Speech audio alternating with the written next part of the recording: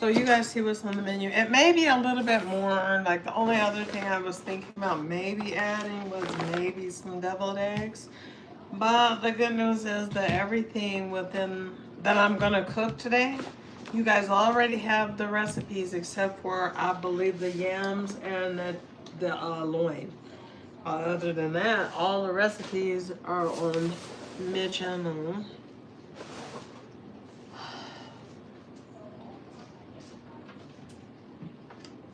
So that's the good news.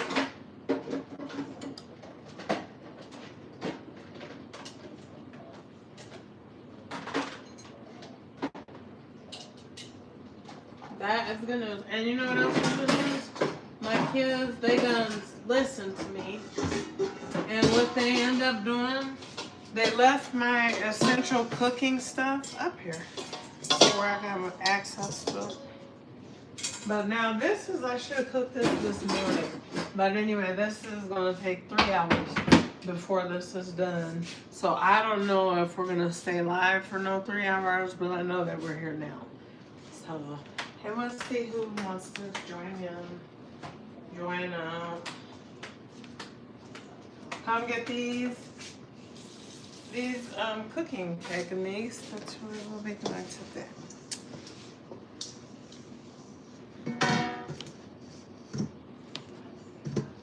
So yeah, so this is just some yams. And then for dessert, I'm making a peach cobbler.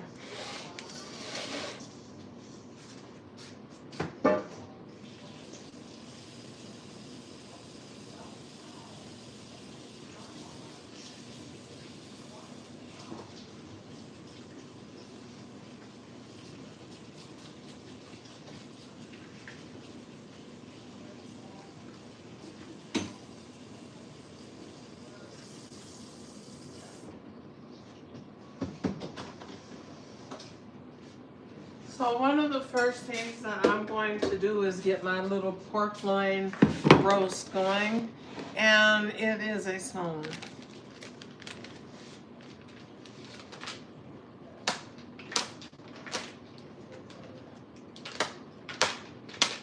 So by it being a small pork loin, it is not going to take that long to cook.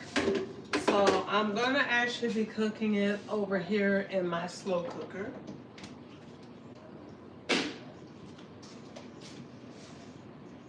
And as you guys come in, can you hit the like button? I'd greatly appreciate that there. So I would say the loin, the pork loin that I'm going to be cooking today, only because I don't have the packaging. But it's about 3 pounds. This is about a 3-pound pork loin. It may be about 4 pounds. So for this 4 pounds, I know people say, you know, pork is so salty already, and it, but it just is gonna need some flavor to it.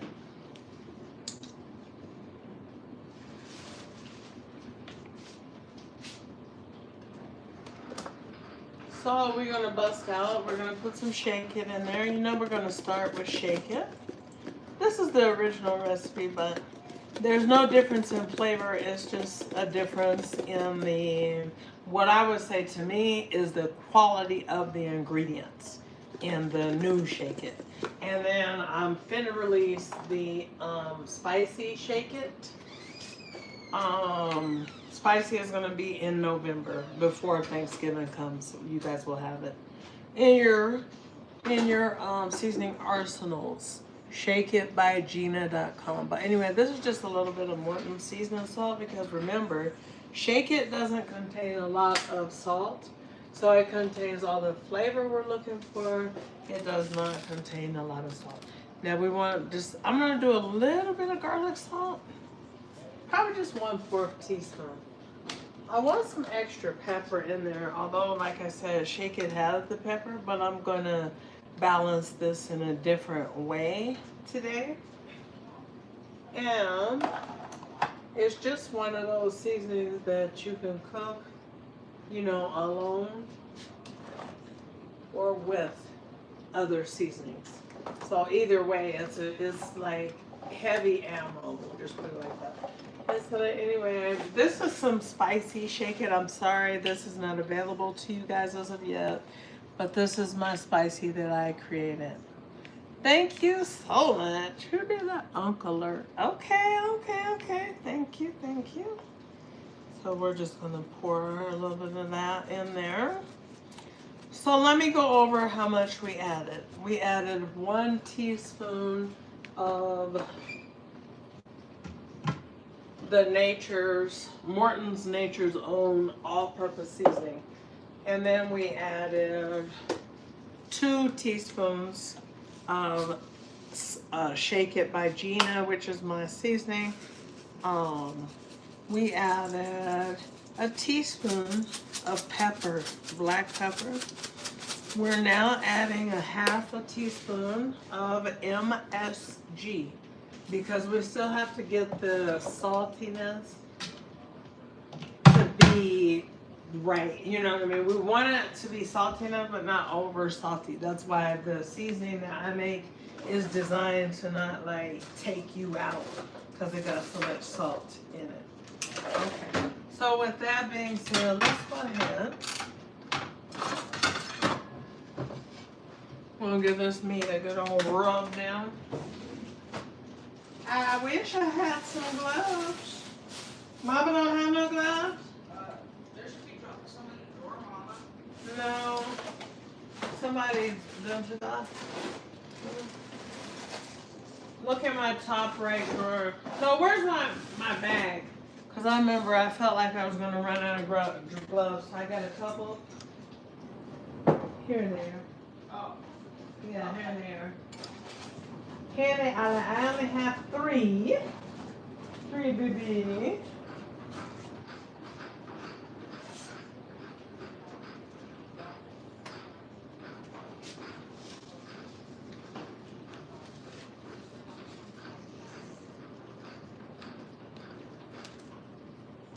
So now, then I do want some regular salt in there. I wish I could find some coarse salt, but I don't see any. So anyway, except for like Himalayan, and that's kind of like expensive. 1/4 teaspoon of salt. 1/4 teaspoon of salt, because remember, this is not a baby bite of meat. This is a nice size piece of meat. But it has to be able to have that flavor in there. So in the meantime, as we're rubbing this in the back here, what I'm gonna do is go ahead and turn my skillet on because we want to brown that meat.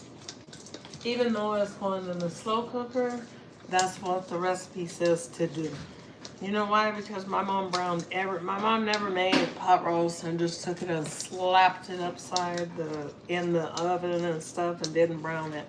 She may not brown no turkey out for obvious reasons, but you know, she gonna brown her roast. And with that being said, we ain't gonna deviate from the recipe today. Not over here.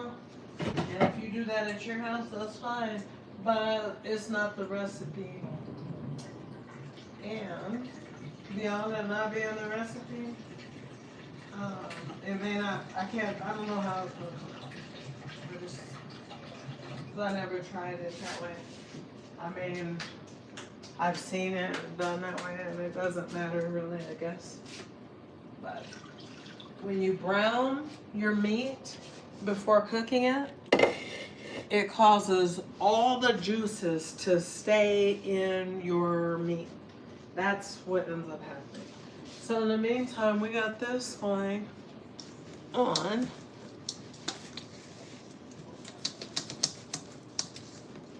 As we just continue to make sure we got that meat rubbed down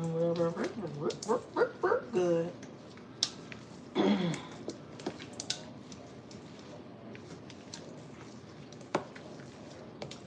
We're gonna drop a little oil in there.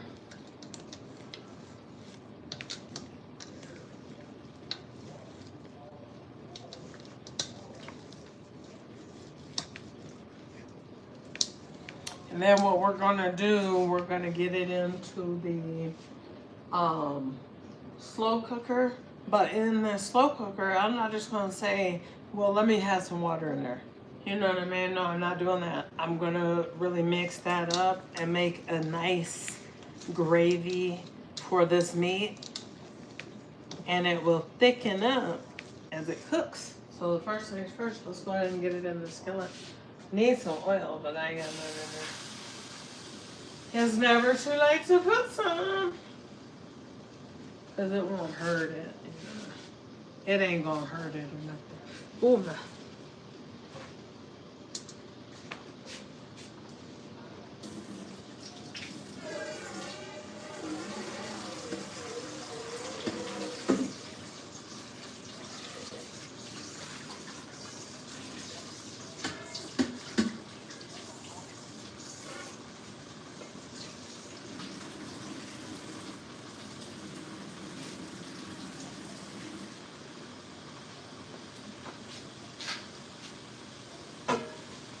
Move out to my way. Okay, good. Let me drop just a little oil so we can sear that real bit.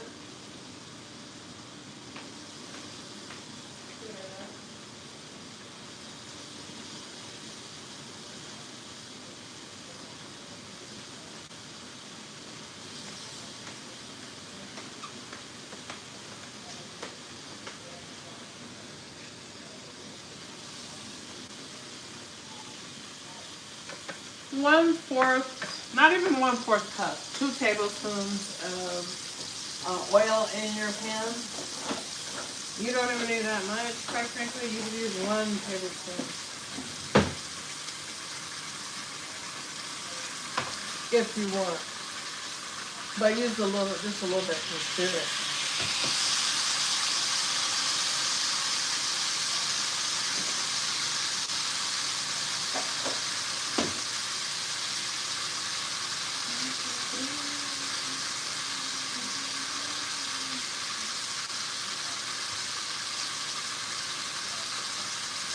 I think what I'm going to do, let me see something. Ooh.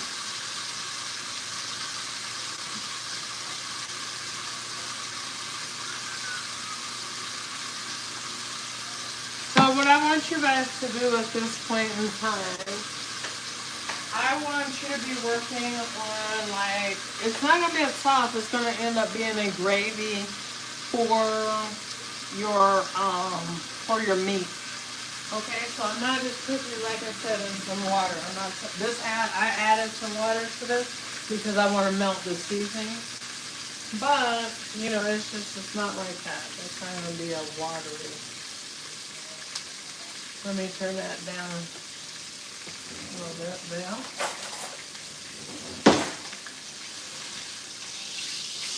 Turn that over a little bit there.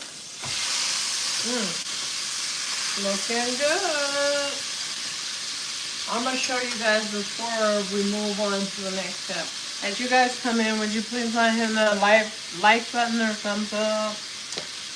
Or surprise me. But acknowledge that you're there and acknowledge that you want to be here, I guess. I don't know.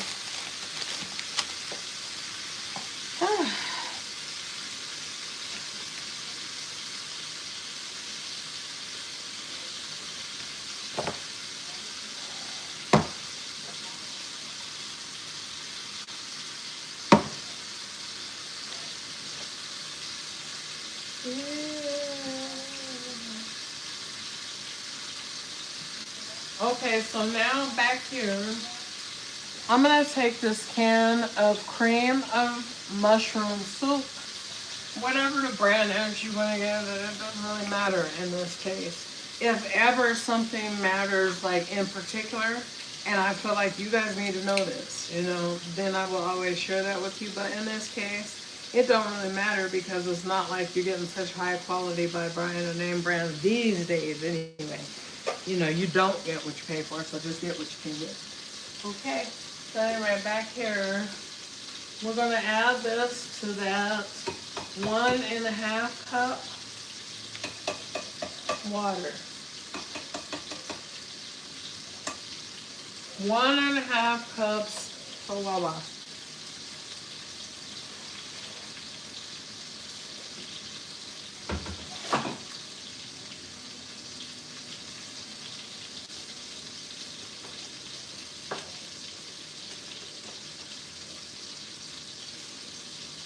And so what I want to do is just gently whisk this in. This is a very small little baby crock pot. This is my little baby crock pot, but just big enough to make a really good meal.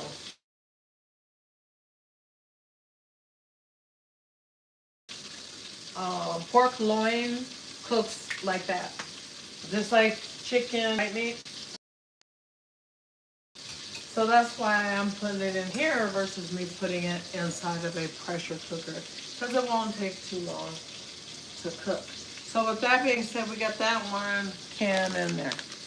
Now what I'm going to do, I'm going to cheat a little bit, and I'm going to add a pack of pork gravy mix. Pork gravy mix, 1 pack. You could add 2 if you really want, but 1 is sufficient for me at this time. I'll see how it looks and check the flavor and make sure that it's where I want it to be. Now we have to also remember, we don't want a lot of juice in here because the meat will produce its own.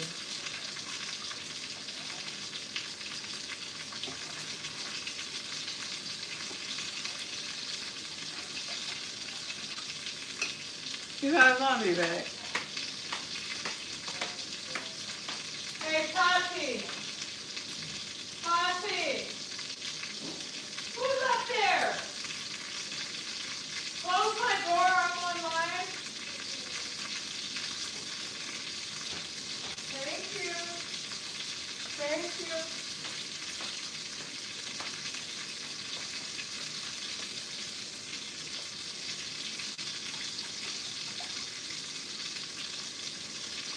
So automatically I'm gonna be knowing, just by knowing that this slow cooker over here, it does not have the flavor that is gonna be necessary for the meat. It is just not there yet. And another thing, the reason why I wanted to put it on first before I did the meatloaf is because we are doing it in the slow cooker, not the oven. Now with the meatloaf, we're gonna do that in the oven. So those we're dealing with different temperatures and stuff like that. But that was just a little bit of chicken bouillon. 1 teaspoon is added to this soup, plus 2 cups or 1.5 cup of water, plus a pack of gravy, pork gravy. You can also use brown gravy. Okay. So while we improvise, when you change the recipes too much, then, it may not come out the same. And so that's fine, because that's how recipes are made, and you just made your own recipe. Needless to say, let me just finish browning this, and then we'll put it into here and move on to our next step. And then, by the way, we already have our meat for our greens. They're cooking in this thing here, this pressure cooker, Instapot.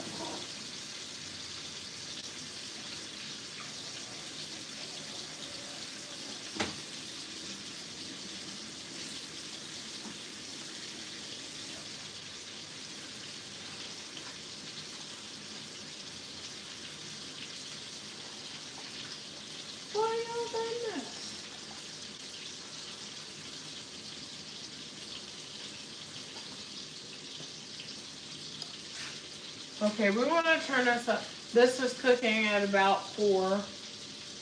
You can go to medium heat. That's what I'm going to do. So now, what we want to do is just cut it on our meatloaf. We're going to get started on making up our meatloaf mixture. And I will tell you this, the meatloaf recipe is on here, but I will be deviating from the recipe today because that's just how I am. I may cook something one way or one time, and never cook it again that way, or cook something totally different. And hi, you guys. How are you guys doing? If I did not speak, please forgive me. So let's go ahead and we want some onion to be cut out.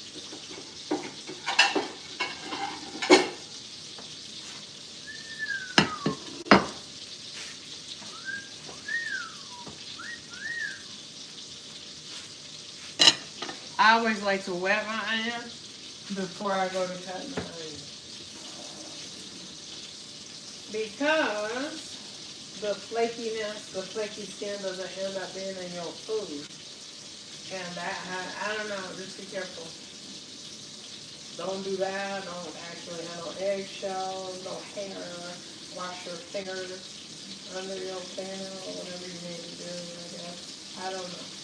I'm just saying that finding the skin off of an onion equals a piece of hair, that's just to me. So be careful with things. You know, just take pride in what you're doing when you're cooking, especially when you're a new cook. Especially when you're a new cook. Okay?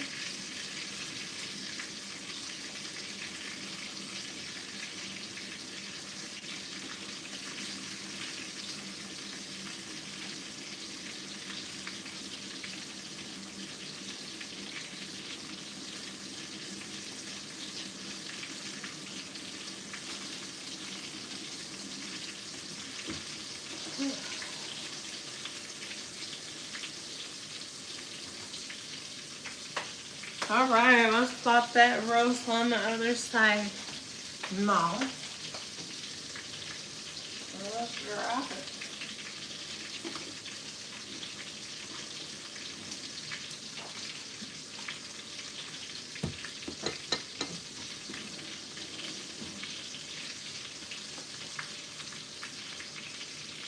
Ah, ah.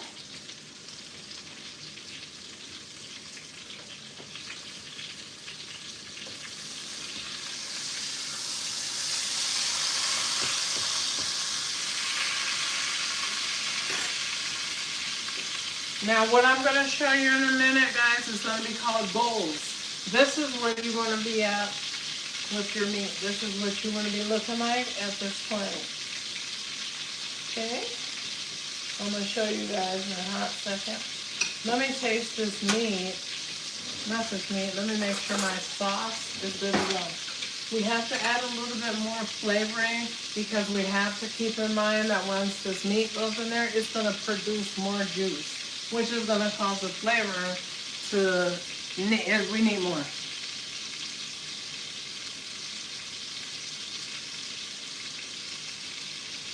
That's it. I need some pepper.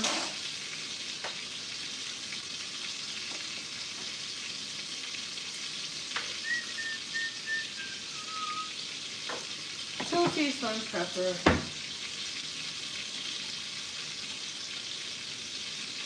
And I'm not a big loin person, so this recipe is not on there. It is not on my channel. This is your first time seeing this recipe from me.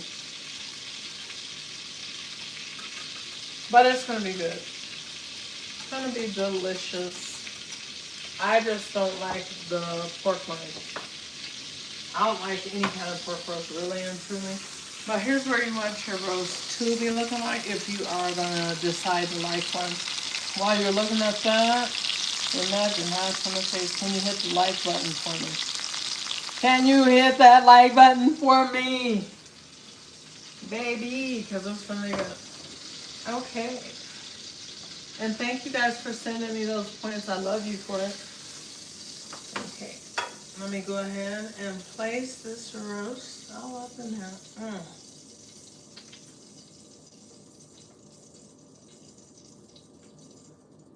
We're just going to let that little juice go on down in there too. It's an off position.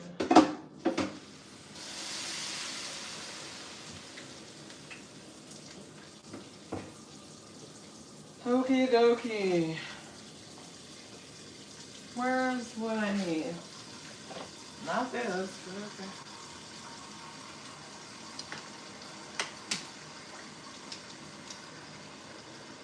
Yeah, that's what your roast, that's what you want it to look like because you have browned it. Imagine if you threw it in there raw. It's gonna come out cooked, but it will be beautiful and, delectable looking. We don't know. So that's why I just put your heart in so your families know. Just do your best too. Your best is your best. If you're just learning and starting to cook and stuff, don't worry. Your best is your best. Everybody had to start somewhere with learning to cook anyway. We just did. I started somewhere, but that doesn't mean that's where you all may have started. Maybe later, maybe before me, but I started when I was like 12 years old. I cooked my first full meal.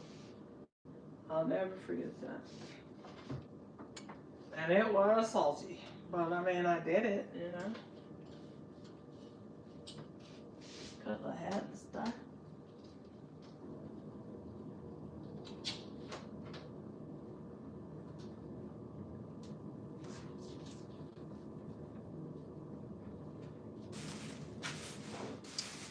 So let's go ahead and cut this onion.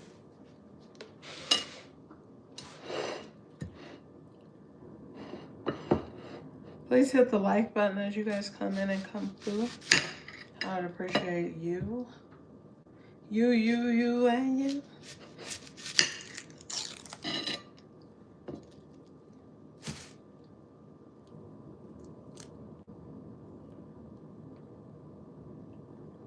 Make sure ain't no skin on there, yeah. Because that is gross. I have actually had that happen at a restaurant, at a good restaurant too. Was eating some of the skin. Some skin was on the onion. And you know what? I didn't eat there no more.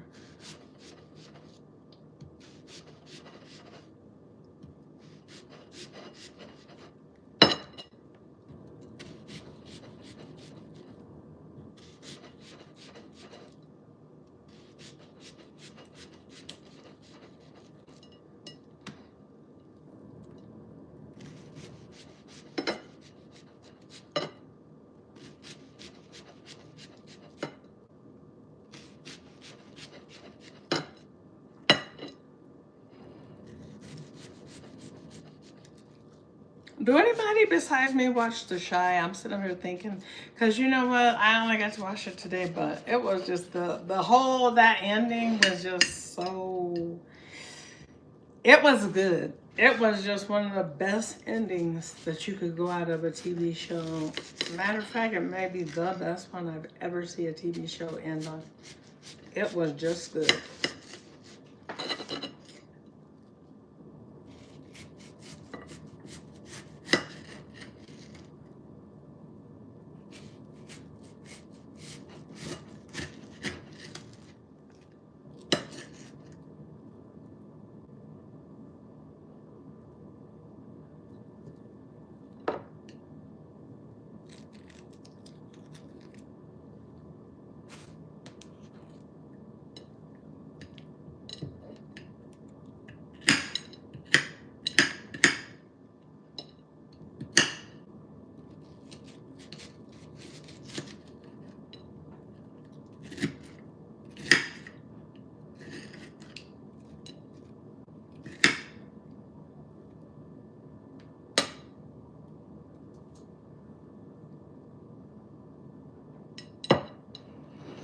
I should have got me some garlic. What I should have done.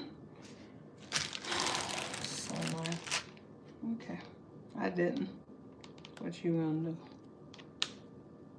Go without it. Just improvise. Because it's not like a must or anything. I may have a little bit of garlic in a jar or something, maybe. Maybe not, though.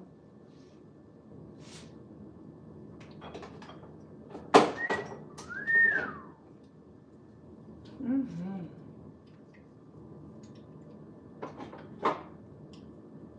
Who did that?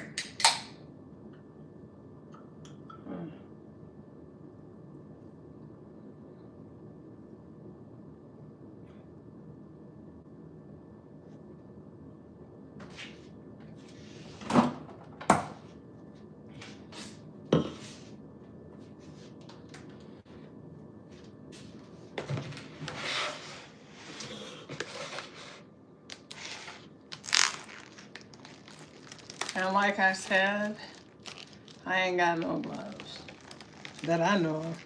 I'm gonna go check, but anyway. The two that I got, I will be using to mix this meatloaf, okay? So with that being said, we'll be raw handing it. Raw doing it without no sport or whatever it's called.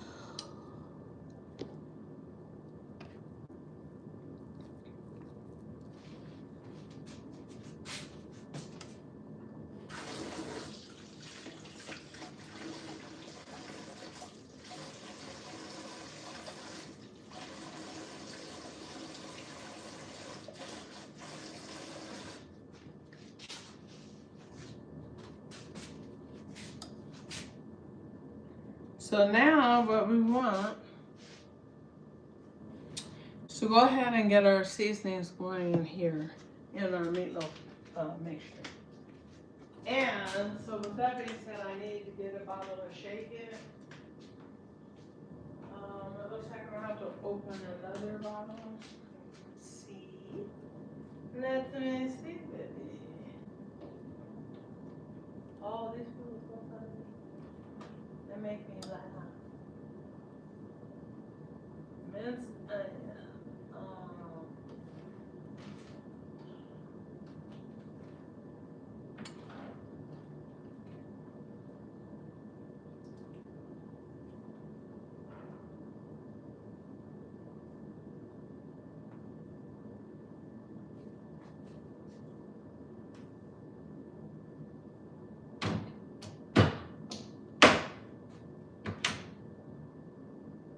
Testing, testing. Please be a little in here.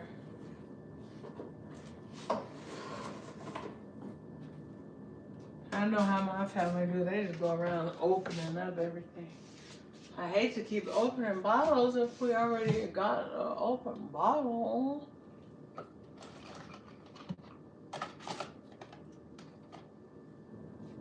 Anyway, let's go ahead and get started with these seasonings.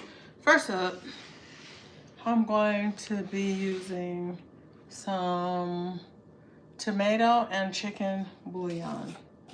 And the reason why I'm using that is because it sounds so fire. Usually, well, not usually, sometimes I like a little tomato sauce in my meatloaf, but not every time. Okay, so let's go ahead and do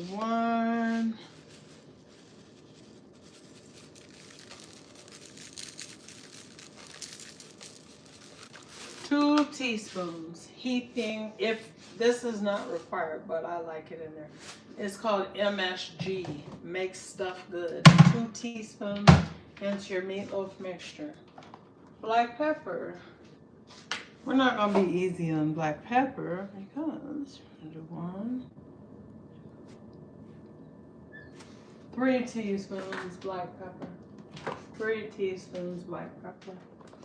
Onion powder.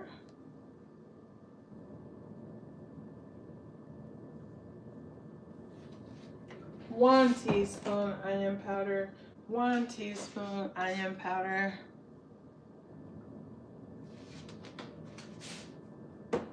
1/4 teaspoon, not 1/4 teaspoon, 1 1/2 teaspoon paprika.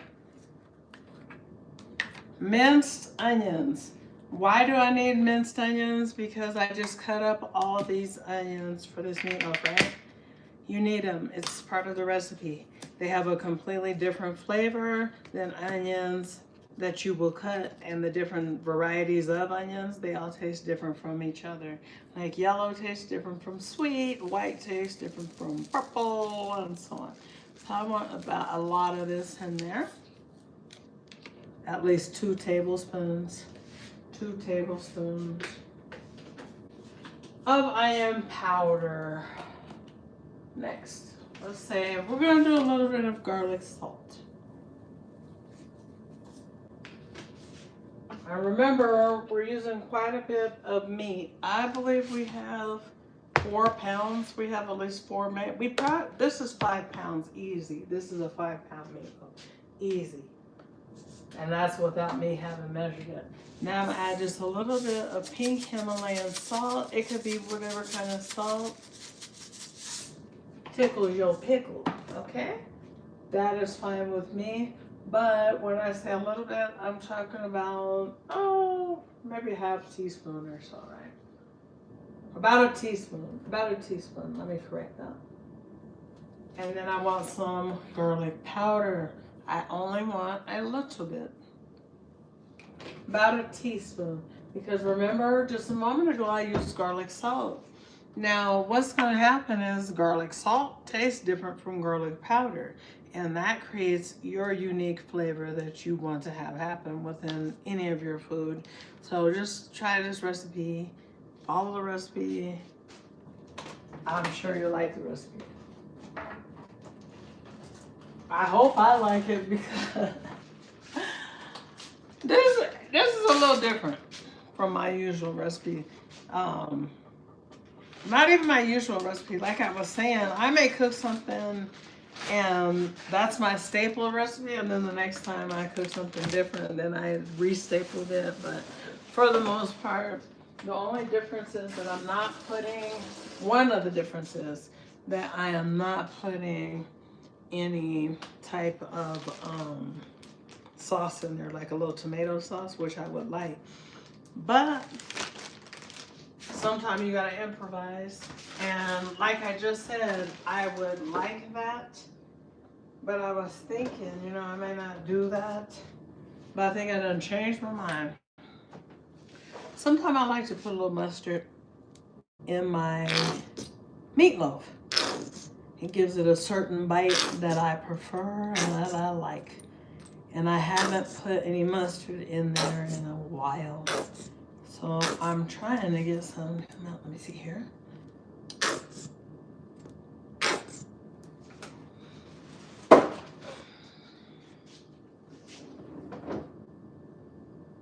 Okie dokie, hokey pokey. Let me see. I want a little bit more mustard than that.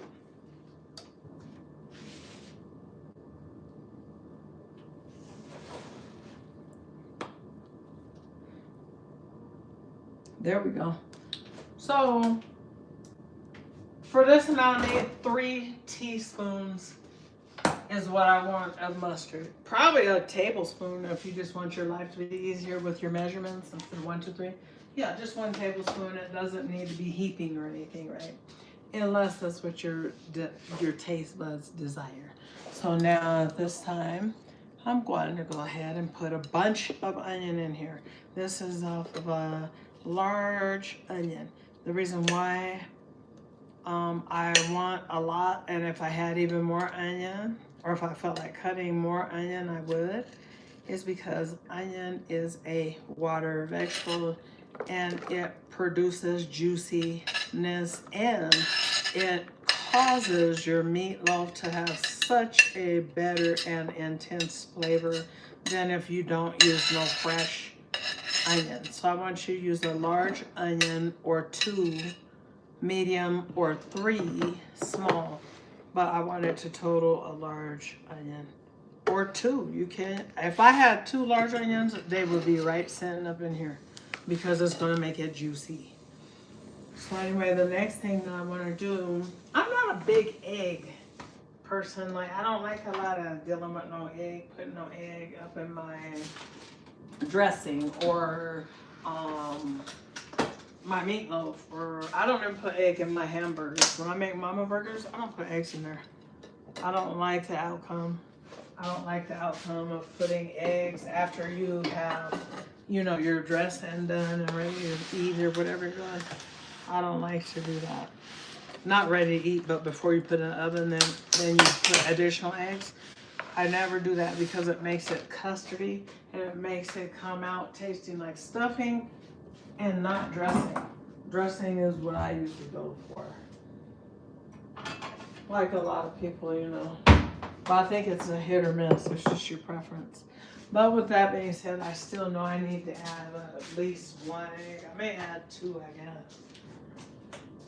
Because the very last thing I would want to do is cause my meatloaf to come out pasty. I do not like pasty meat. I like my meat to come out more or less like a real meaty meatloaf. And I don't like it to taste like flour all up in there. And that's fine if you use flour. This is not this recipe. I don't use flour in mine at all. I don't use no flour in my meatloaf. Because that, to me, is where I have went wrong. Can't speak for everybody, but I'm just saying that's just what happened to me. So, needless to say, please don't do that in the recipe. Not this one. No, this one, the kid. So I just want a little splash of milk in there. So I got 2 eggs. And I put about a tablespoon of milk in there.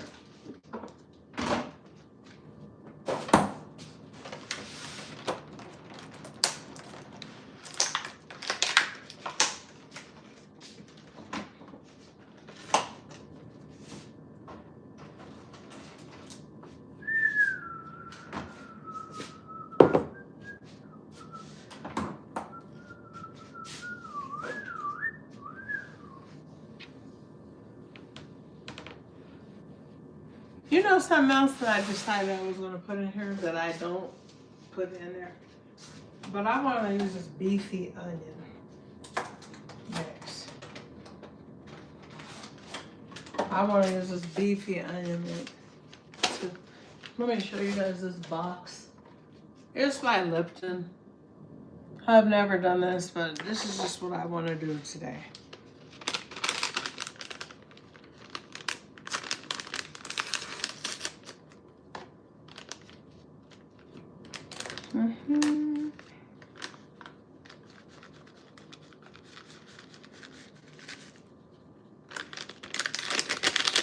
And for this amount of meat, I add maybe one more whole pack. Yeah, let me see how it looks.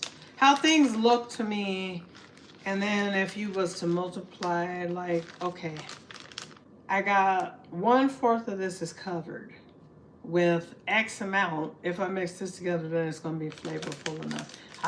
You don't need to be good in math to, you know what I mean, be able to say, well, you could just see if everything is not covered with seasoning, hit restart, go back, keep seasoning up, and that's what you could do. So I'm gonna add a little more onion powder in there, a nice amount. Oh, I would say that's at least 2 teaspoons more. And I want to go back in with some more garlic powder, but I don't want to use a lot. I don't like a lot of garlic in my meatloaf. We'll say at least 1.5 teaspoons. I want some more pepper in here too.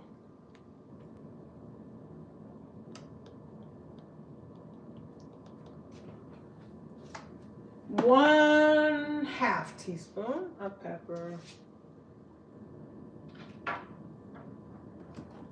And I want some shake it. Let's see, let's shake it. I don't want a gang of it.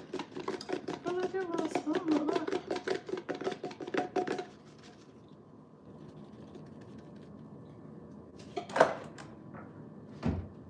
2 teaspoons shake it. Find Shake It at shakeitbygina.com. Okay, so now let's get ready to go in here and get everything just mixed up. Where's those gloves? I only have 1 or 2 left, and are they lost? Here.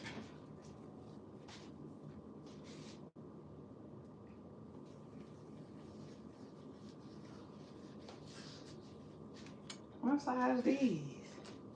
What are babies?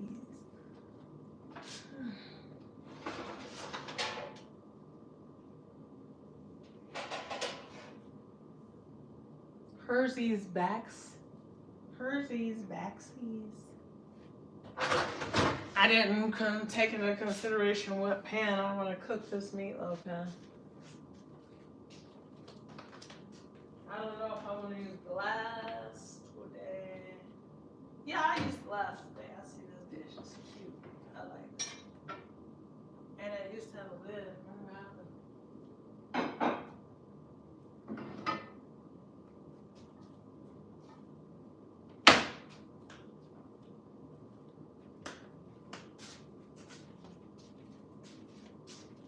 Huh.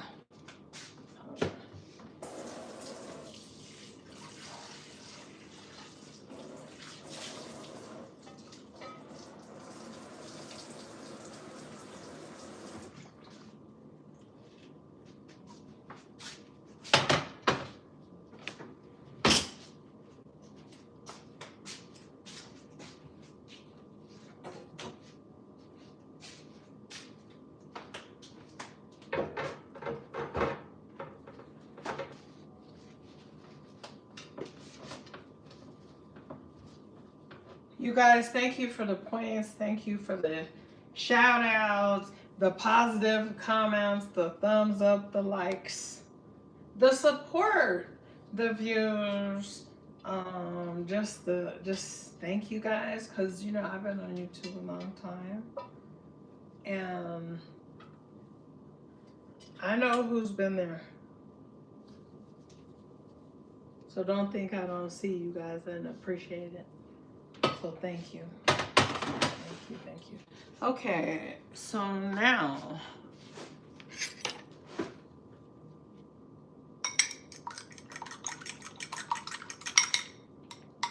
bust those eggs, just kind of give them a little whisk. And then that way you'll verify if there's any shells of any sort in there. Now, what I need you to do is add a little bit of old-fashioned oats. That's right, old-fashioned oat, as in oat meal. Well, I don't think it's called oat meal, it's just oats at this point. But anyway, you're gonna take and you pour about 1 cup in there of oats. That will replace your flour, and it will cause your meatloaf to come together perfectly. But the flour, yeah, even too many oats, if you add too much of any filler, you do need a filler though. You could use cracker crumbs, you could use breadcrumbs, you could use whatever you need to use. You could use toast, you could use bread, but you gotta have a filler in there to cause it to stick together. So that's what we have here. And we're just gonna go ahead and mix it up right quick.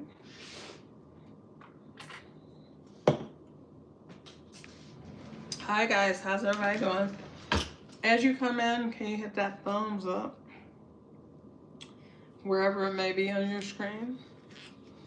Hit that hype button. Hit that status button. Help me out.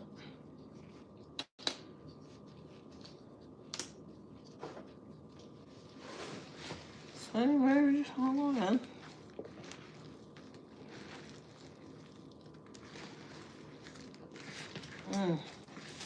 And it smells so good. It smells like it's gonna be a good meatloaf. I love a good meatloaf. I don't like no dry meatloaf. I don't like no soggy meatloaf. I don't like no pasty meatloaf. But I do like a good one. And you could usually start to tell. Now try not to overwork your meat. That means just keep on doing like this. Because then you're going to cause your meat to get a little tough. You know, if you can imagine this meat come from a muscle, right? Put in there as quickly as possible instead of having it and then you realize, oh, I didn't add any of this XYZ, so just trying to go over your recipe like so.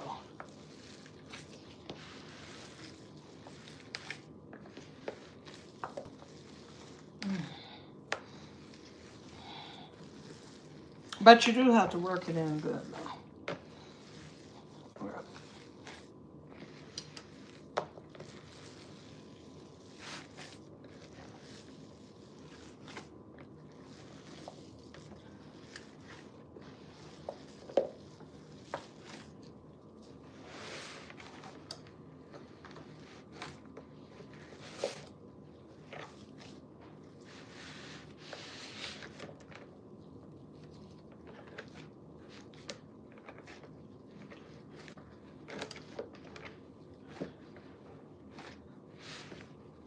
So now at this time after it's been mixed, you want to start bringing it together. Pulling it on together. And you'll be able to see if it is any additional mixing needs to be done. Remember, you got all them onions in there that's going to cause it to be juicy. Can you put your hair back? If you want, sure. I just knew that you were like. Pop in. Is it far away enough where I can understand? Yeah. Okay. Can you do my greens for me? Yes. Okay. I already soaked them and stuff. They just have to be clean off when you're done. Not like Well, right. I'll just do it really quick. Not like really. Well, it ain't that many to have to do this. So that's the good news.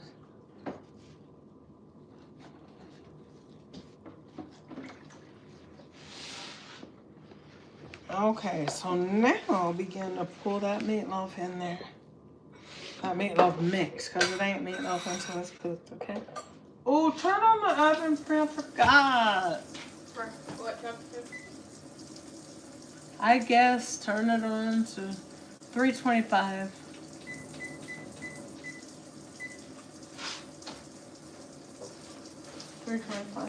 Can you spray this little pan right here with some cooking spray? Then that way I don't have to. Do you know where any more gloves are? Golly. And then glass fish.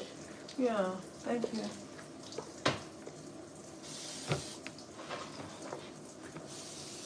So, oh, and then guys, when you're doing anything like making burgers or something, try not to do this where there's fingerprints all over your stuff. You know what I mean? I'm just doing that to show you guys, but that just, I don't know. It's like we eat with our eyes. What first before we eat with our mouths?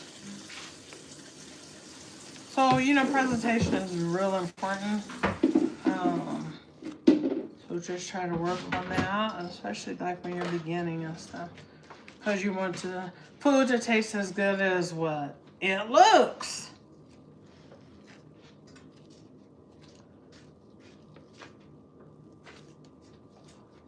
Yeah, I'm gonna not cook my meatloaf real high. A lot of time meatloaf recipes are cooked at 375 and stuff like that.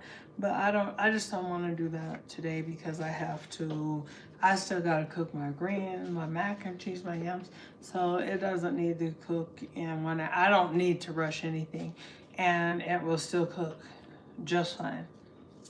Like a lot of you guys may know, I'm low and slow. I don't rush my cooking.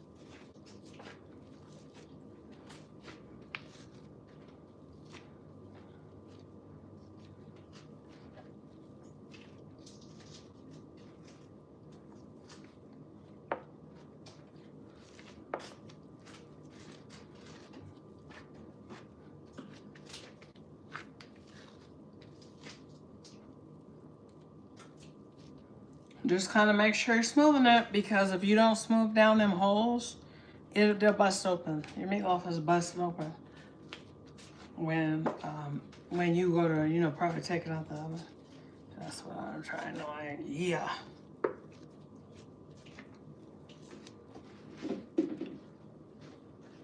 You know one thing about it, my parents, they was not rich by any stretch of the imagination. But when they would cook, my mom always cooked for the whole neighborhood and things like that. And when I look back, you know, not everybody had that. You know, some people might not have somebody to even cook, even if they had the food. And I'm glad that I had that type of mom. My food was ready. She had her dinner ready every day at 4 o'clock. Every day. Every afternoon at 4 p.m. That's when the full dinner would be all the way. Everything was done. And I thought that was one of the sweetest things, to be able to come home Has a little girl, and my whole meal was waiting there. My mom she was just a good cook. She was a good nurturer too. And I'm not bragging or nothing, but I don't know if my mom was like 15 years older than me or something. I don't know if I would know the life lessons that I learned from her being, you know, so much older than me, because my mom did have me like late in life. And God was so good that he allowed her to see me to be like an adult, a grown woman. I got to see my mom till I was almost 50 years old.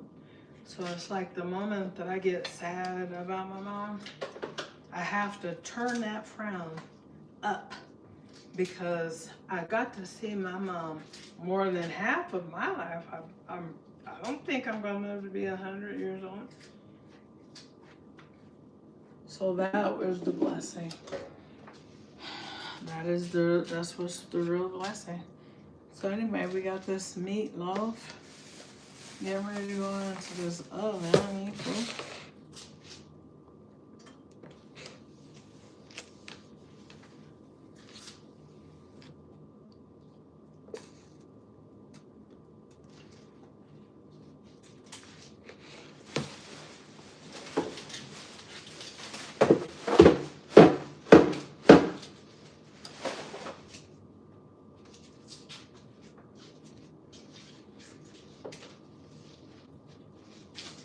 Sorry, baby. No, it's all my fault. You know what? This is too little. This pressure cooker, this slow cooker is just too little. What's gonna have to happen? I'm gonna have to take that juice out of there. Because I can see right now it's already producing the juice. That thing will go overboard and down. Down goes Fraser. Oh, I hope I have some. Well, why didn't I get some? Oh, here we got some. It's a little bit. Let's see this one.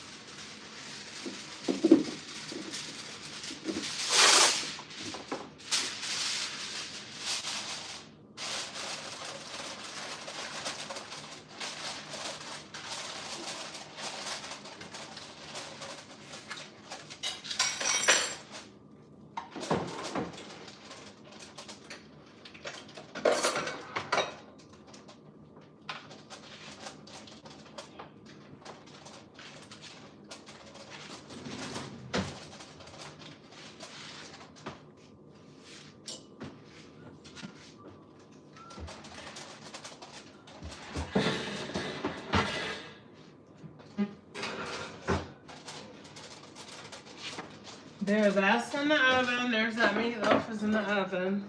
Now, I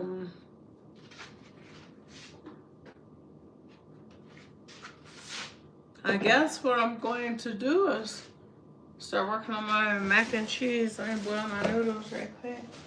My little noodles. Yeah. Do you mind if I use that half of the sink? Mm-hmm. I won't pour nothing on there. I'll just rinse this right quick.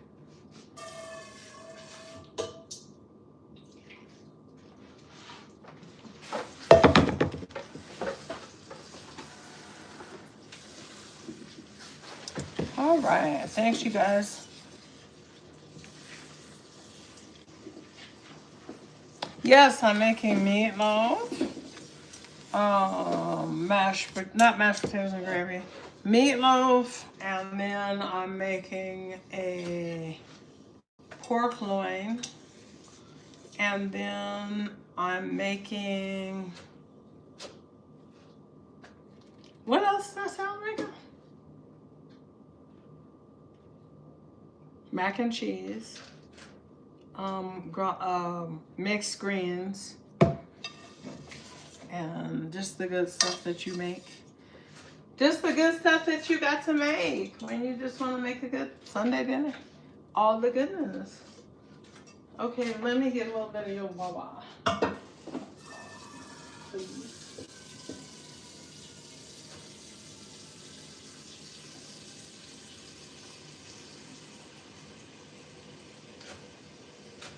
Don't cut your little fingies. Okay. Okay, when you're... What is this?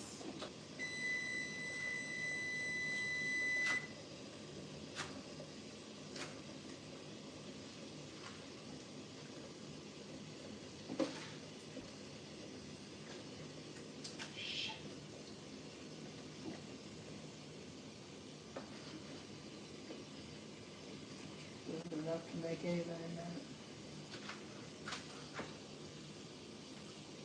Move that out of here. Move that your thing, please. Thank you. Somebody did not clean this through and they put it away. The black there it is that I had this in here. Like scrub it down. That ain't right. That stalls me on my cooking. I don't know who be doing that. So they're making an observation. So, okay.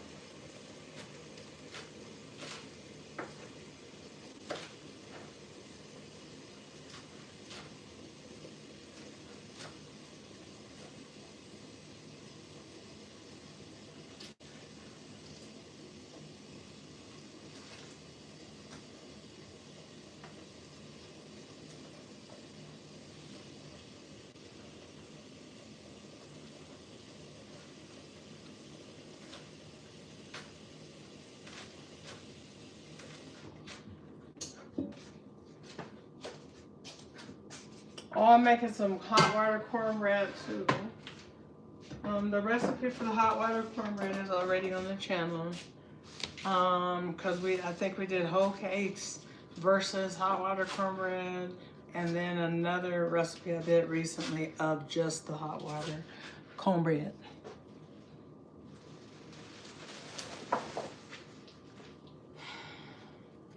My back is so sore every day. Okay guys, I'm gonna go get some Palma. Hit the like button please as you come into this channel, this video, this live.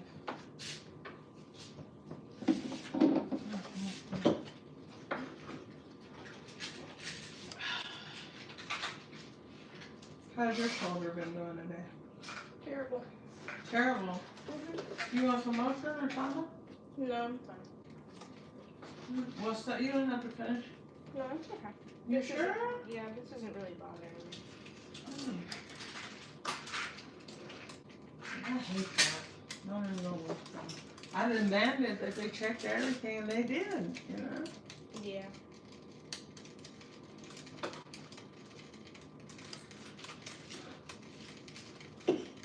Because I hate to see my kids suffer. As a parent, you never want your children to suffer. You don't want them to go without either, you know what I mean? Not like financially, food, but things happen in life, you know what I mean? I mean, not just financially, but I'm talking about like, it's just hard to watch. Yeah. Cause you've realized you've been suffering with that about 3 years now. That's been 3 years.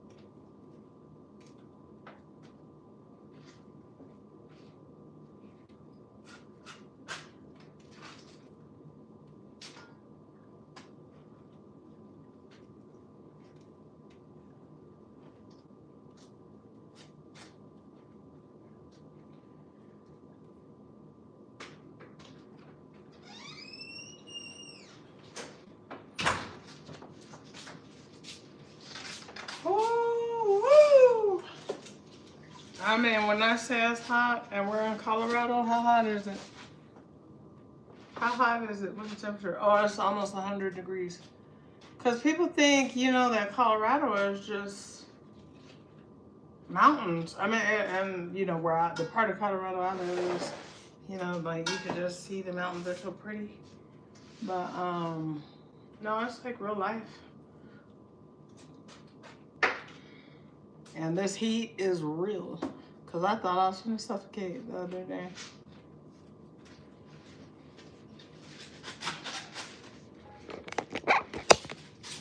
Let me say hi to my friends. Hear me a Red Bull. I'm going to sit outside for a minute, even though it's hot out there.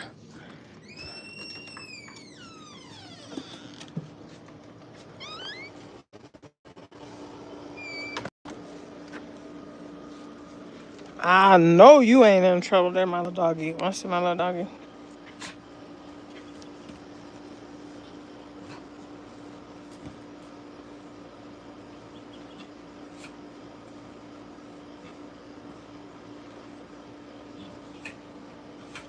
Why are you doing that?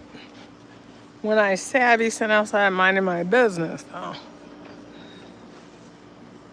When I say I'm minding my business and nobody else's, this is what I'm doing. Look at y'all. Look at my plants. It's my bell pepper.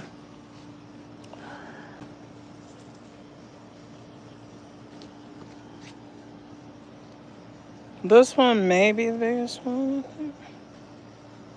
Oh no, here's a big one back here too.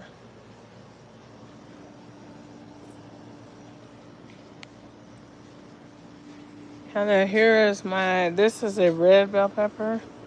But one of them, something happened, it died or something. This one's getting ready to die, I could just tell. Because it got injured.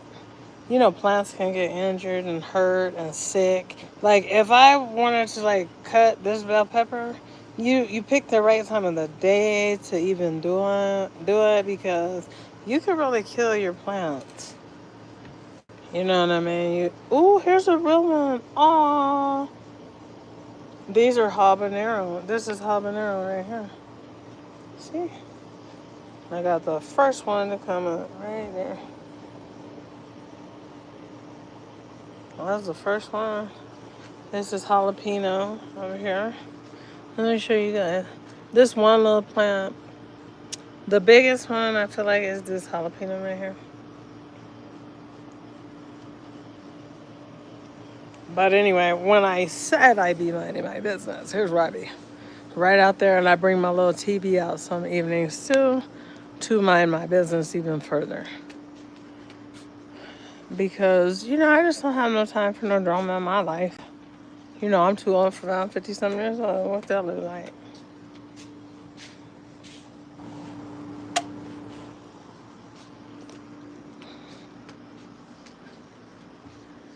Drink some water.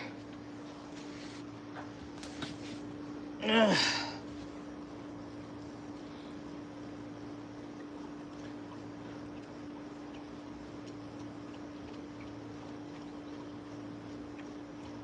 Himbers is thirsty.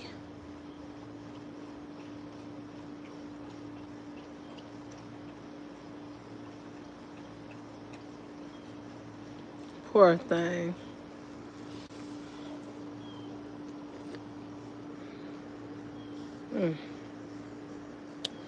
But yes, I'm on break. So when I go back in the house, my noodle water, I'm sure it'll be boiling for my mac and cheese. Or should I say my pasta noodles, because I don't know, it ain't mac and cheese yet, but it will be. So what I like to do is just drop it into the water and just walk away.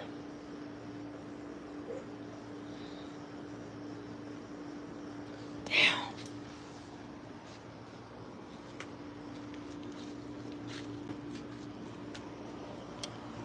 So let's go ahead and do that. Let me see this little screen thing.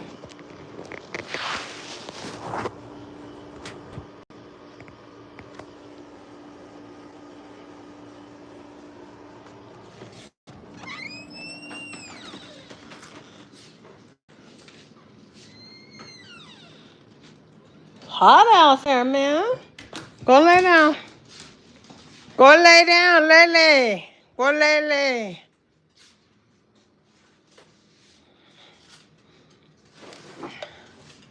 Lay down.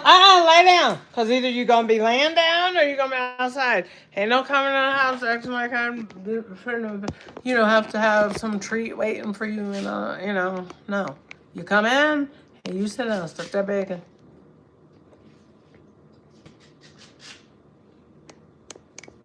Yes, but I'm making today I'm making for my meatloaf and pork loin or smothered pork loin.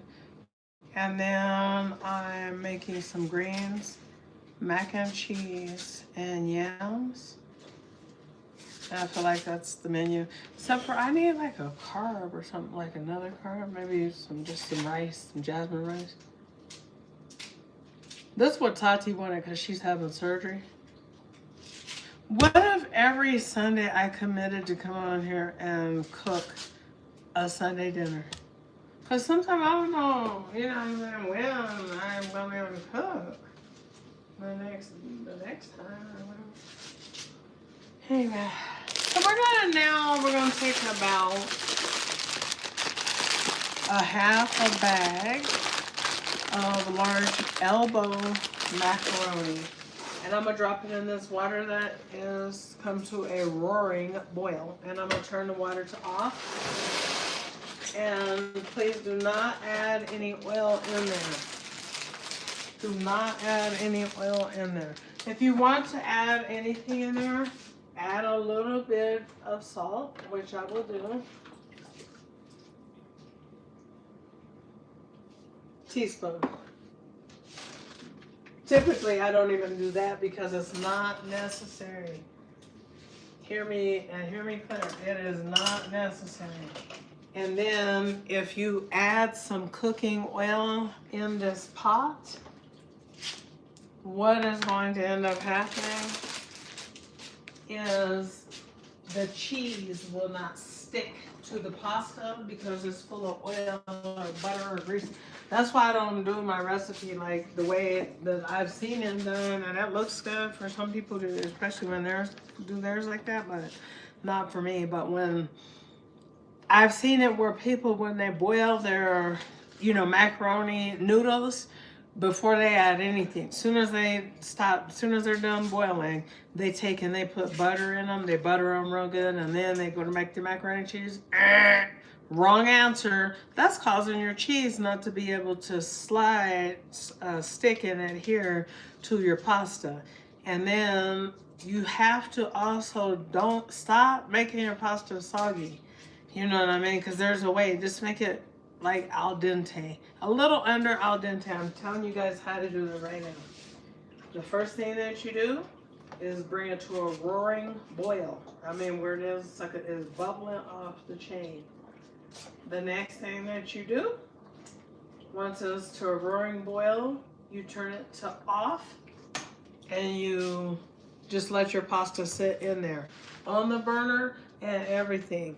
But if you sit there and even try, especially these kind. Now I like to use shells as well, but those are a thicker consistency. They're more like a heartier type of a pasta to where you can boil them for a hot second. But even those can get all clumpy, and then what will happen is your noodles is too soft and your cheese mixed together with it, and it's like a glop. And that is when people say, this is just too much cheese in this, in this macaroni and cheese. Not because it really is, but because it just tastes like it just mixed into your noodle. I don't know how to describe it. Do you understand what I'm saying? What did you say? I'm saying about like when the macaroni noodles are too soggy and then you add all that cheese to it, it just tastes like a glop of cheese. Yeah, that's what I don't like the fast food mac and cheese. Yeah, because the noodles are too soft. That's what tastes nasty. Here, let me. Thank you. I got You it. got both? Yes.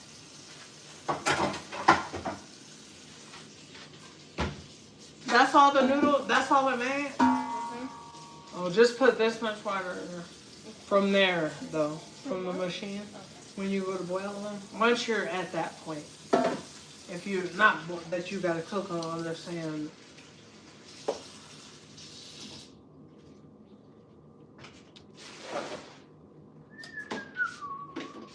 So keep an eye on these noodles.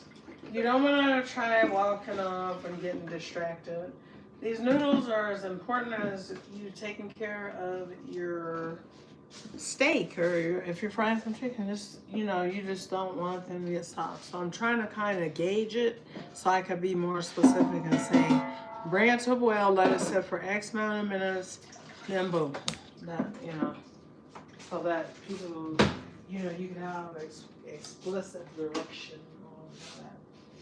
Maybe look good. Explicit directions. Very detailed directions.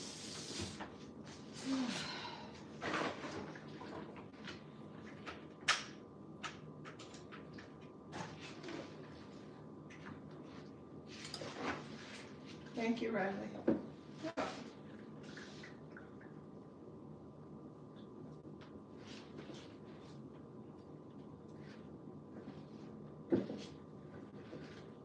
I'm not hawking over you like the people at the grocery store make me doing. Won't say excuse me. You want me to get the water? Because I got a little bit right here, Riley. Oh, yeah. I got a little too much over there. This water just that much. So they just kind of go down.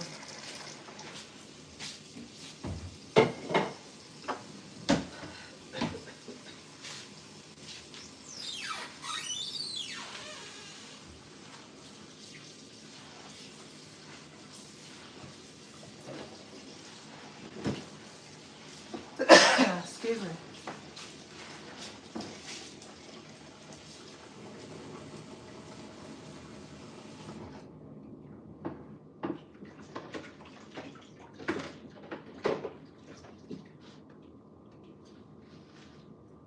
Let's check that. Those noodles every probably 3 minutes. Not even that.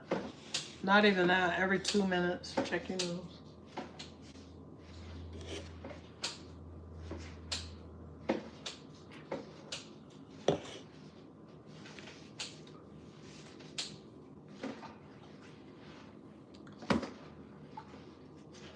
Thank you, girlfriend. Thank you, girlfriend. Yeah. I'll be right back. I gotta go wash up.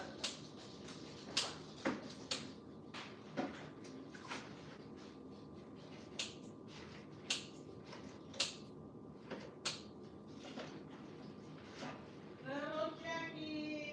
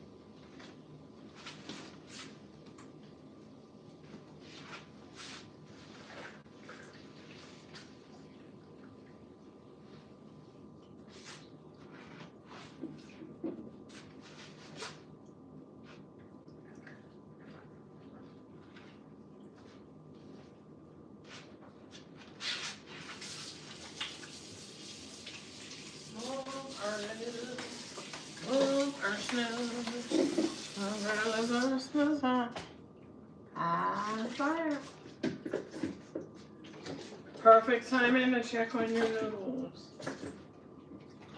They need to sit a little bit longer. Just let them sit and rest in that roasting hot water. So far, what we say that we'd had them just sitting in the water for about 10 minutes. About 10 minutes. And with stirring every now and then to make sure they don't stick to the other one.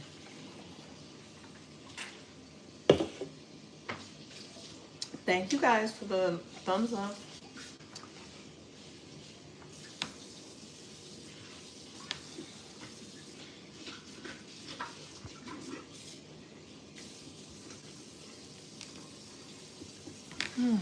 Hopefully everybody's doing good today. I am. I didn't even go to church today, but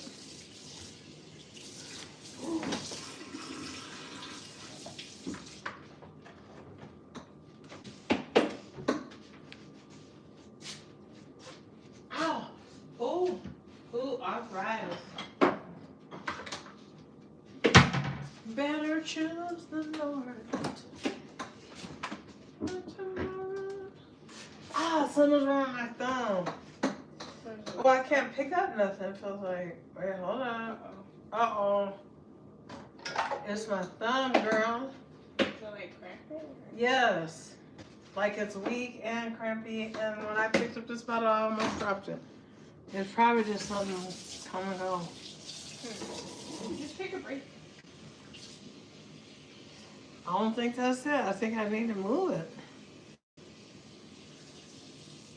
Because I haven't done nothing repetitive, I know. Not today. There you go. There, your noodles are double in size. They need to be drained. Can I use this side of the sink for myself? You can use them there. Okay, thank you, baby. I'm sorry about that. That's fine. Try and ignore it most of the time. Huh? But I try and just ignore it. Yeah.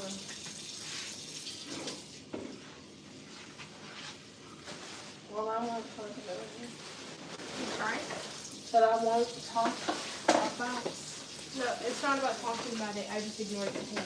Yeah. I don't ignore the fact that it is. Because what could be wrong? That's all I want to know is what is going on. Let me hurry up and get this pasta out, because one more minute over, it's going to be soggy. Can I go by? And then I got to turn right back around as soon as I do it. So you want to, as soon as you pour them off, you want them on hot, cold water running over them. Cold water. Because you want to, you don't want to get them to be overdone by letting them continue to cook from even just the heat, or they'll stick together, or this and that. So it would have been best if I had an ice bath ready, just meaning some ice water on the side to pour over them, but I didn't. But that is a good idea to have, just in case your pasta gets too wet. And I mean, when I say it happens, at any time it can. A lot of people have this problem. I've had this problem. I'm not just talking about somebody else. I mean, yeah.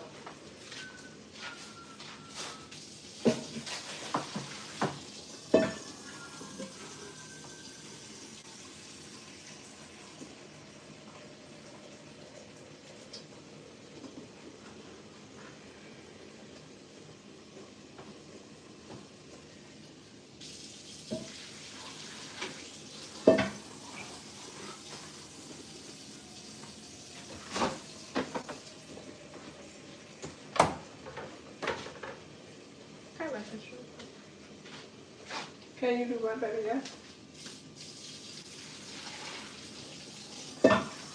Now what I'm doing is just giving them a nice rinse and some good cold water, because we have to account for the fact that this has to bake. So that's all we're doing, is making sure that they stay nice and firm.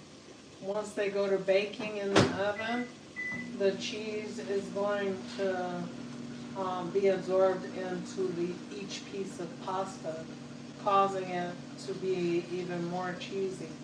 Whenever I make macaroni and cheese, I do not add all different kind of onion and stuff. I'm making mac and cheese, not pot roast, okay?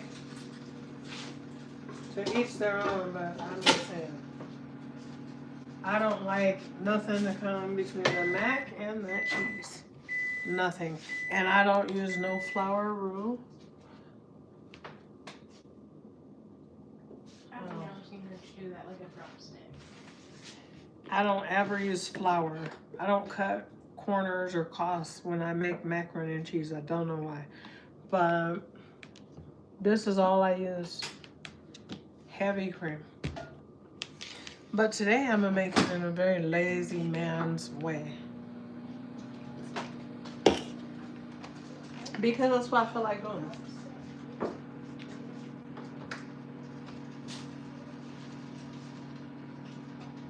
Now, which pan should I use for mac and cheese? This one? Because I'm trying to be kind of cohesive in my log.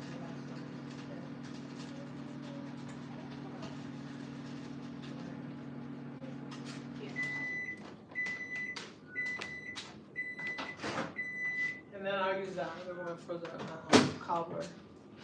For the peach cobbler. Peach cobbler.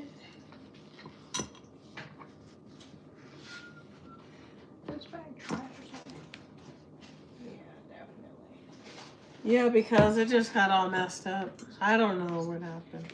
I don't know. Oh my goodness. Where's your daggone phone? Go outside and ask no fool. Because they thought it was me coming around. They think you got something for them.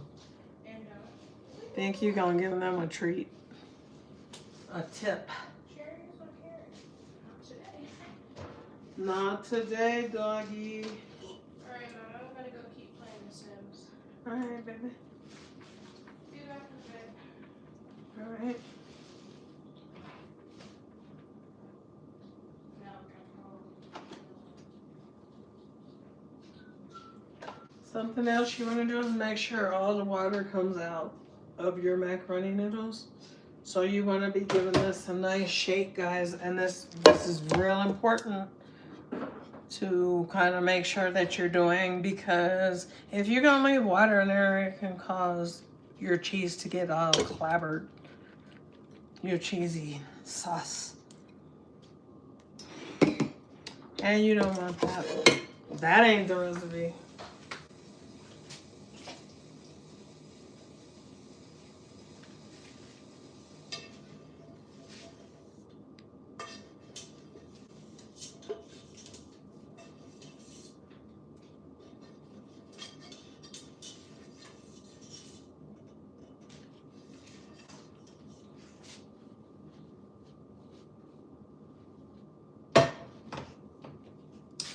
Okay, so what I have here is this a quart? Yes, I have a quart of heavy whipping cream.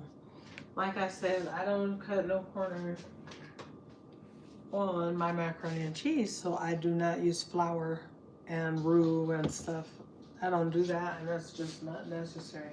If you follow the directions, you'll have the best recipe, period. It is the best recipe.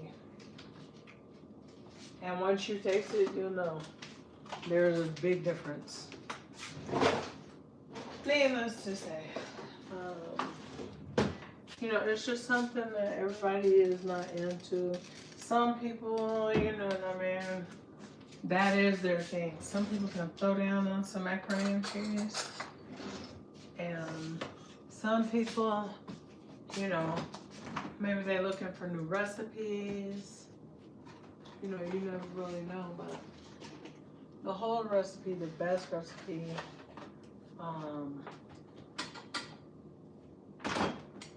is of course on the channel already. I'm not really gonna, you know, deviate from that recipe like that.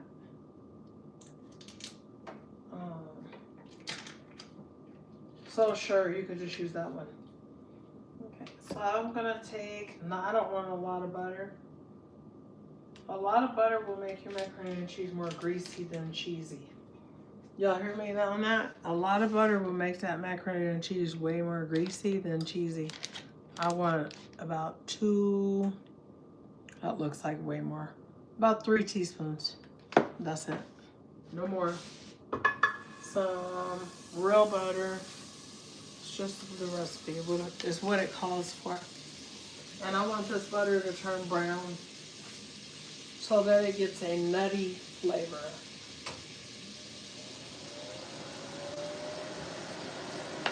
I'm gonna add, oh, something wrong with my thumb. It's like gripping stuff is a problem today.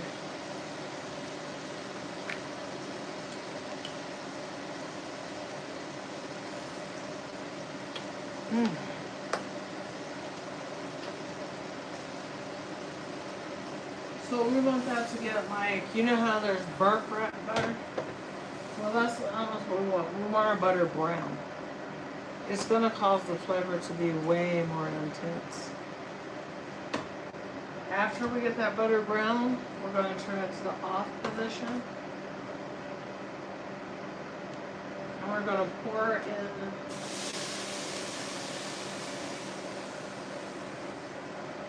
half of your heavy whipping cream.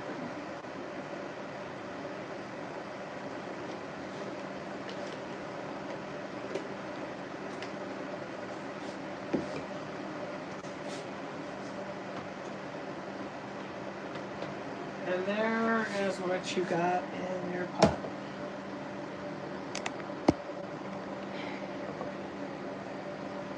That's what you're looking like. The best. So this is like what I'm most known for. I would say this is what people like the best, or not like the best. My macaroni and cheese is the most requested, period, over anything I cook. I don't know why. I even have another recipe, but this is the one they like. This is called the macaroni and cheese because it's just plain. It's straightforward. There's nothing else. It's just straight to the point. So that's what we're doing. And so then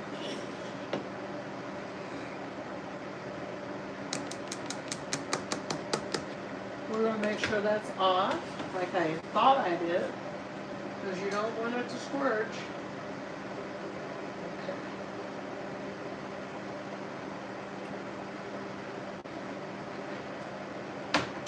Nice and warm. It's a little frustrating because it's a little too warm. Let's put our greens over here. Let's get them on the burner. They have less than an inch of water in the bottom of the greens because we don't need all that. I don't use the green juice to cook my greens all the way. But what I do is I use a little bit of water in with my raw greens at the very bottom of the pot, less than an inch of water, because it wilts your greens. And what I do after I wilt my greens, then I add my greens into my meat mixture, which is called pot liquor. And we're going to look at pot liquor and we'll see. And I have the greens recipe already on here for you guys. So that's why, it's just like, well, it's already there now. So I may do a couple things a little bit different, but the greens recipe, that's... So I would say this is my order of what people want from me the most, as far as catering or just to cook. Equally, probably macaroni and cheese and my dressing.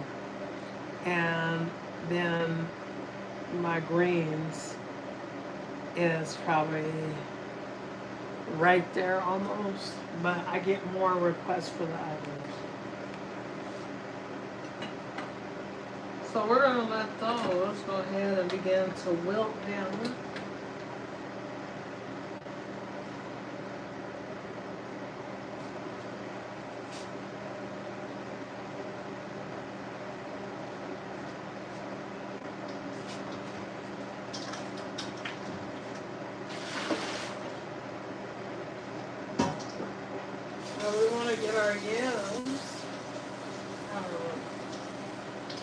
those pills. Let me out again. Pills. Yes. Ooh.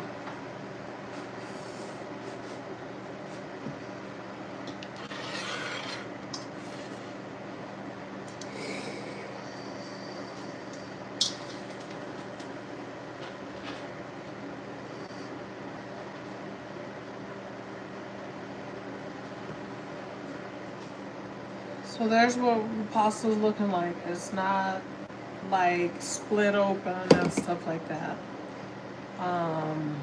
We ran it in some cold water, so it's very nice and firm. That is what you want. It still has to cook in the oven. And let's go ahead and peel these yams. What?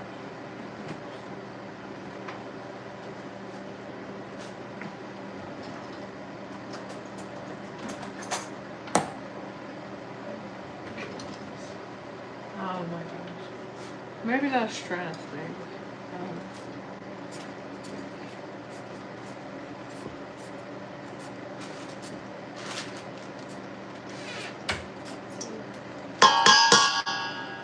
What'd you say?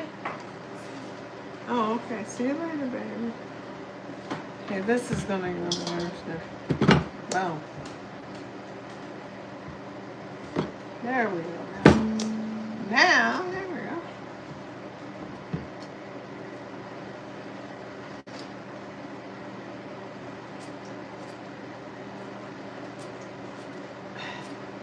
Oh, this is a terrible. Look, I should throw this away. This is what everybody hates. Oh my gosh. Terrible. There we go. Now we're in business.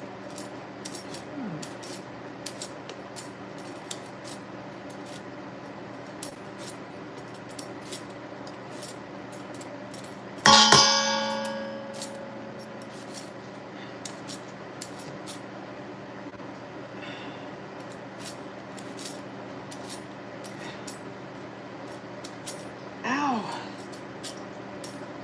Mm.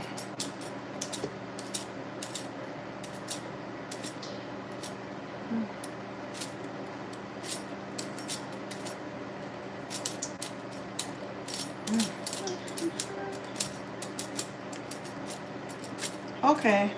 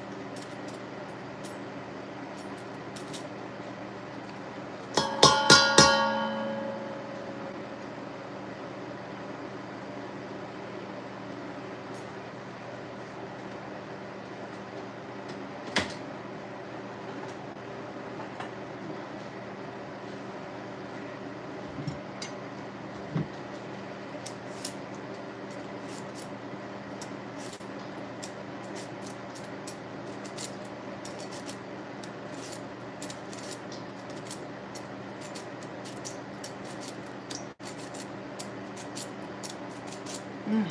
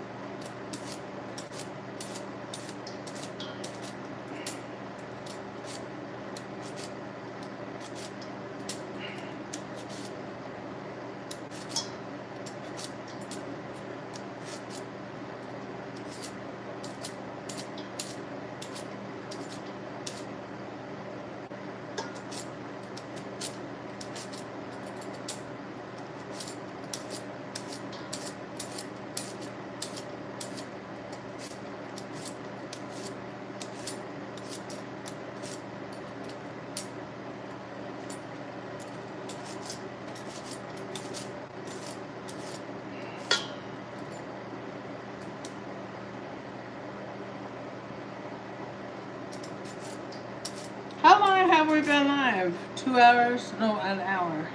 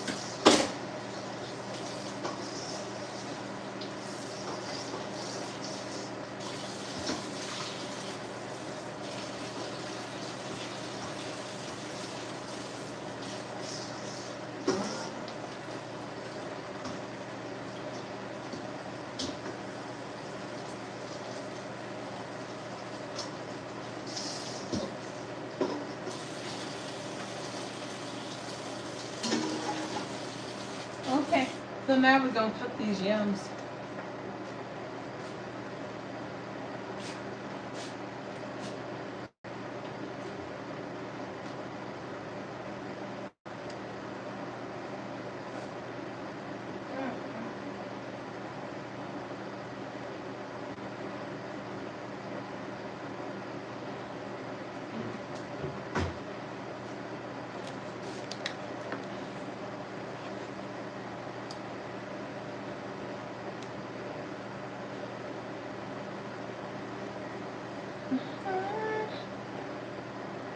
So this one, where it is.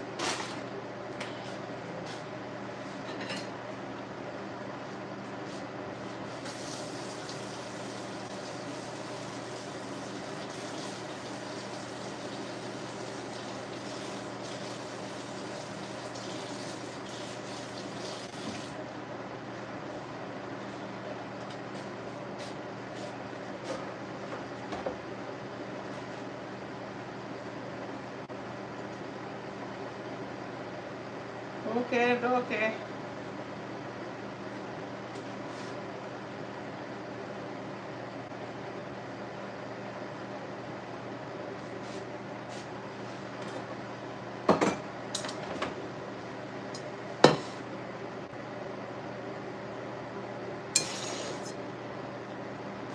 Oh, a whole slab of skin on this one. What had happened was.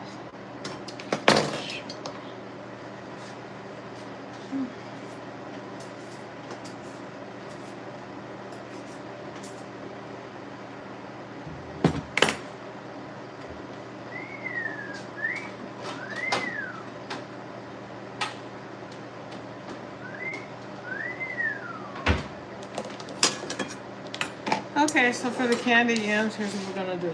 I'm gonna go ahead and let's cut up these yams. Thank you guys for hitting the like button. Thank you for all your support. And thank you for this loud fan being on. Because if I can't even hear my own voice. And it was getting on my nerves, so I didn't know what is this noise.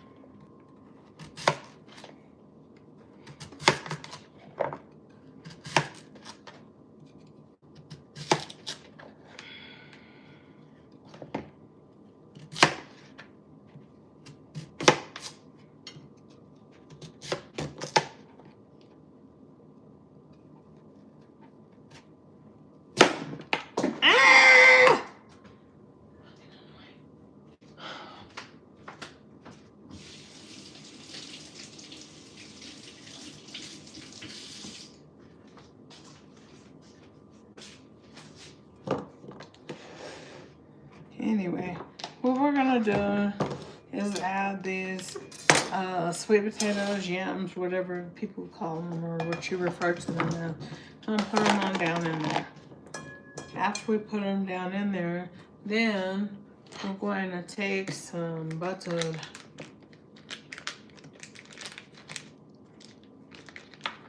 We're gonna want a lot of butter in here and a lot of sugar in these things. It takes a lot to make them sweet. They're not easy to, sweeten at all. And with yams, sweet potatoes, the flavor of the potato can really shine through, which is a terrible taste if there's not enough sugar or balance in the recipe. Now this is just the lazy man way that I'm going to make this. Okay.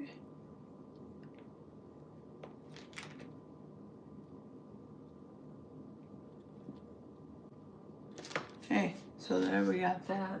And then we'll go ahead and add some brown sugar if I have any brown sugar. Here's some. I always use light brown sugar in my recipes. I don't like a heavy molasses flavor in my recipes, so that's why I do that. Thank you guys for hitting the thumbs up. I surely appreciate it. If you haven't already hit the thumbs up, please hit the thumbs up button. It matters a whole lot. Okay, so we're just gonna add in, we're just gonna toss in some brown sugar. Light brown sugar right on the top of that.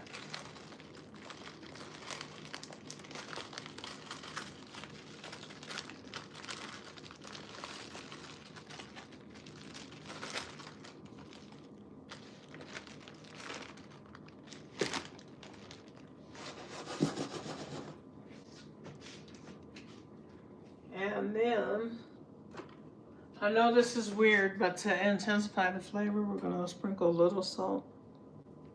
Like, when I say a little, I'm talking about not like take a pinch like this, boop, boop. That's how much salt you should put on there. So basically, the smallest amount possible. That's all I can say.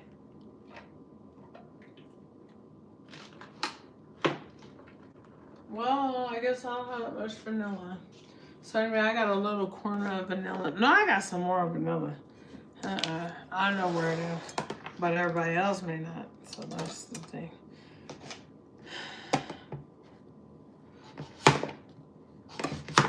And then we're just gonna do the next layer of potatoes.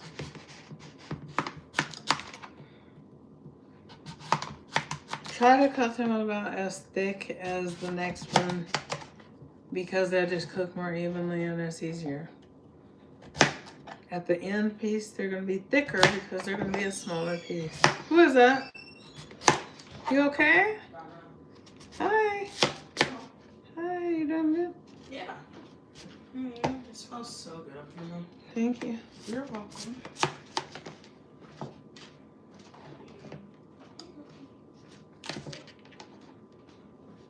Please don't cut your own finger off. Because I'm not the type that is good at cutting up.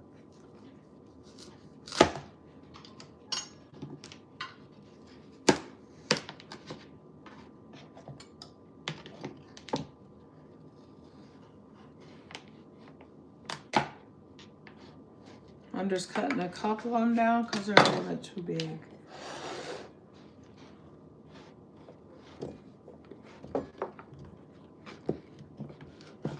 Big and thick. So that's all I'm at there. Dang, I ain't even got room in here for all these. Shit. Hey, son.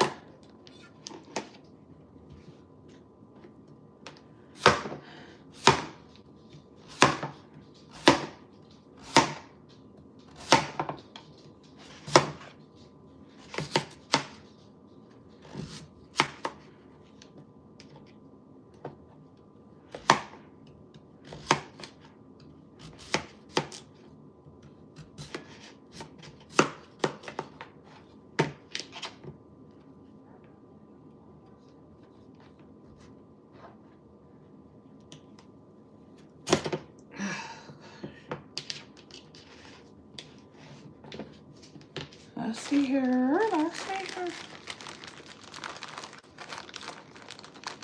So I'm not really gonna put some liquor with on here or anything like that.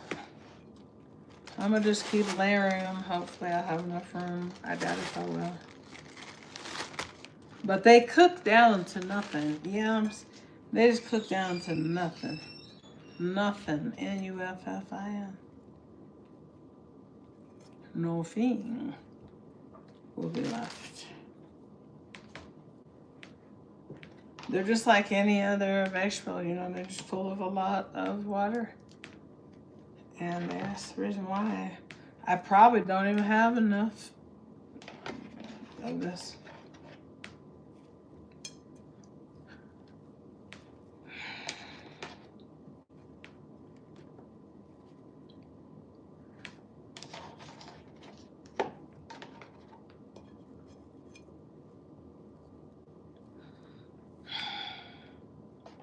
Should I trade the dish?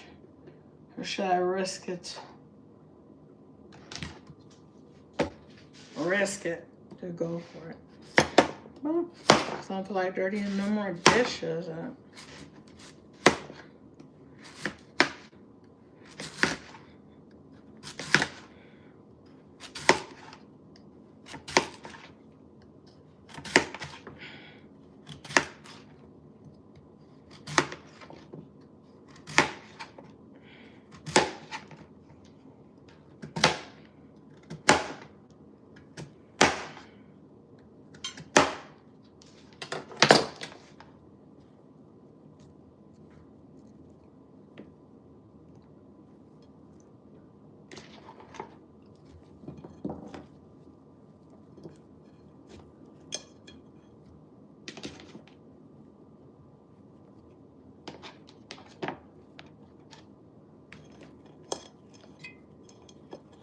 Stuff them down in there. Do you guys think I should leave this in here? I think I'll be okay. Kinda. I don't know. Because that is a lot going on in there. Honey. Honey. But that's okay because I'm going to put a pan under it. It's just too much going on.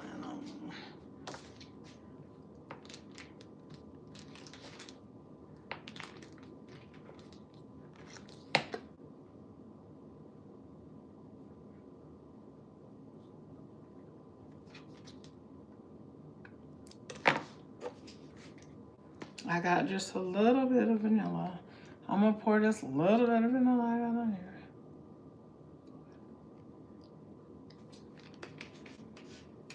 Then I'm going to take a lemon.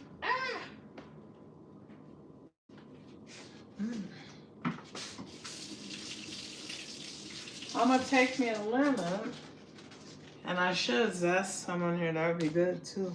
But what I'm gonna do is take about half of a lemon, and I'm gonna squeeze it over that. Yes, it's gonna be good.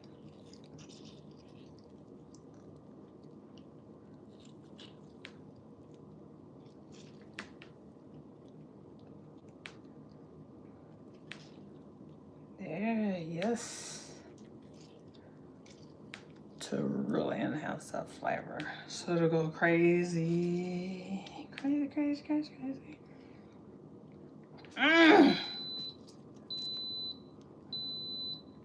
Yummy. Oh, wash my hand.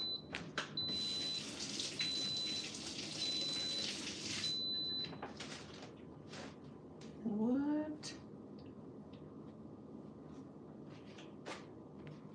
There's a little lemon seed. And that in there. And then, you know, I think I want some more butter and some more brown sugar. I hope this is not dark brown sugar or anything.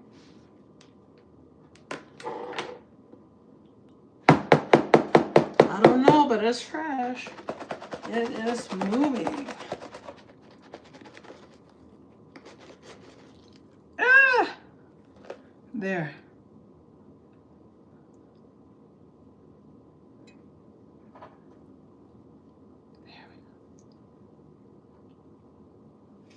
There we go. Is that enough brown sugar? Maybe, baby. But is it enough butter? No way, honey. No way. Let's put some more butter in there. I said this is the lazy woman way, okay? I didn't say this was the pretty today, but the presentation, you know, it will. The goal is always that your food looks as good as it tastes. That's my goal. So we want the presentation to be nice. With that being said, let's go ahead and give it some sprinkle of some little cinnamon too. Because oh, the joy of cinnamon and lemon when they meet is a very good flavor. Okay.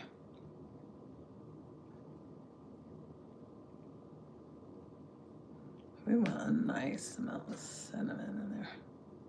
Oh, we want a tablespoon of cinnamon. So far we used probably, I hope we used 2 cups of brown sugar. I hope so, because that's how much it's going to need. So as we can see, we added no liquid. None. No liquid at all. What we're going to do, we're going to take and we're going to cover that up real good.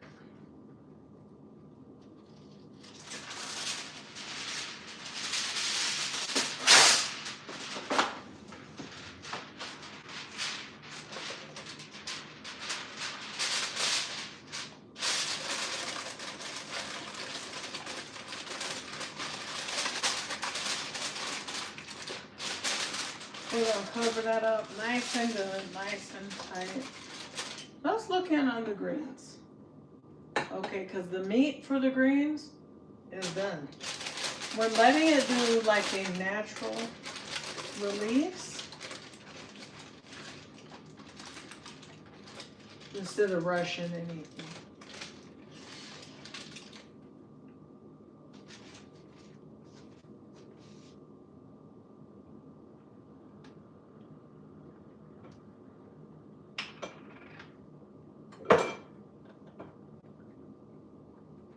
Please, God, don't tell me that hold on. Please, God. Don't tell me my roast has not been cooking here. What?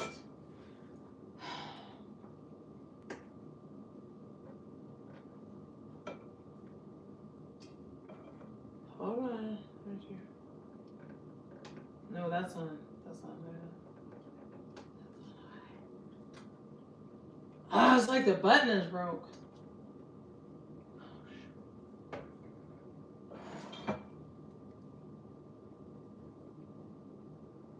It better be like doing what it needs to do. That's pretty annoying if it's not. Okay. What is going on? Ooh, that meatloaf is looking and smelling good. Okay.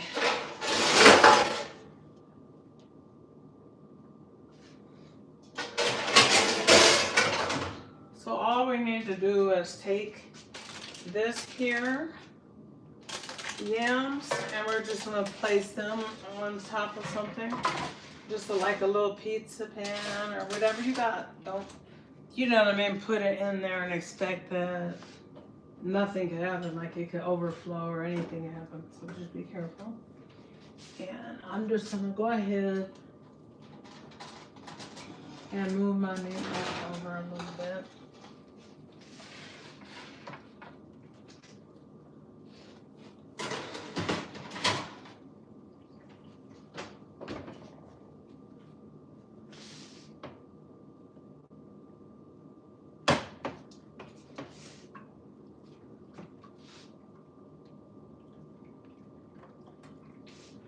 Okay, so then anyway, there is our heavy cream with butter. That's all that's in there. We still need to let that cool down some. I do want to add some salt to that. Not a lot, but I do want to add a little bit of salt. And I want to add some Make Stuff Good, MSG. Okay, because it's going to enhance the flavor.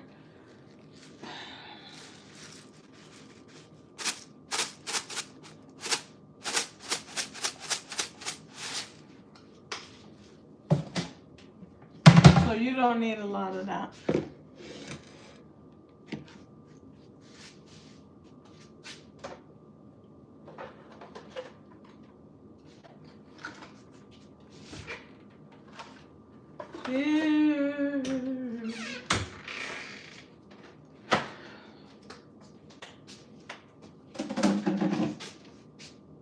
What is wrong with this thing? Is it right? Like literally wrong or what's up?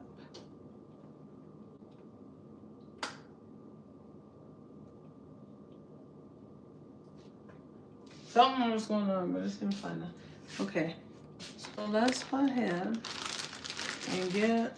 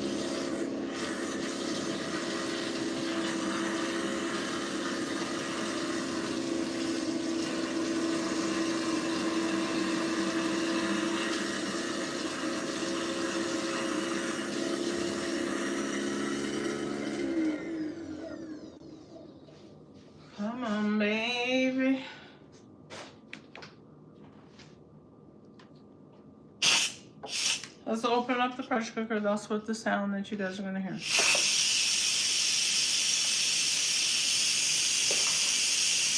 If you haven't already hit thumbs up or like, please do that for me.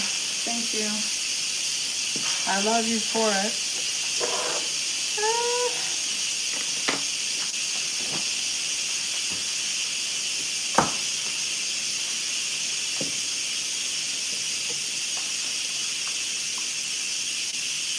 Now I'm gonna give this a taste. This is so simple. You would think, what does that taste like? Onion, I don't taste no onion, I don't taste no garlic.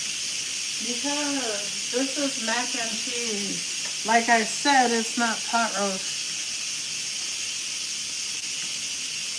So that's why I don't put those things in mine.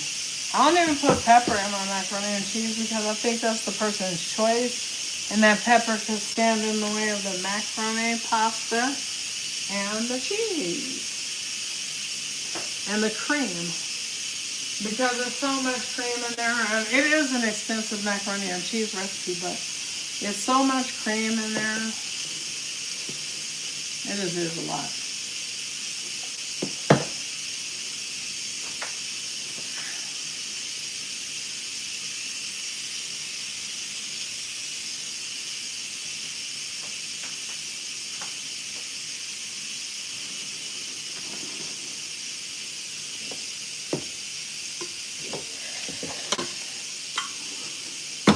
So you want to put in, scraping. You want to put in about half of your noodles in there.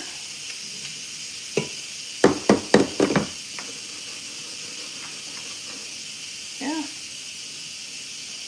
About half of your noodles in there. This is so simple. Watch, guys.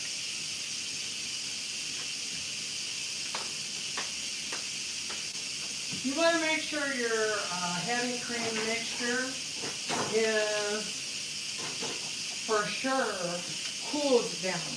It does not have to be cold, but it needs to be cooled down.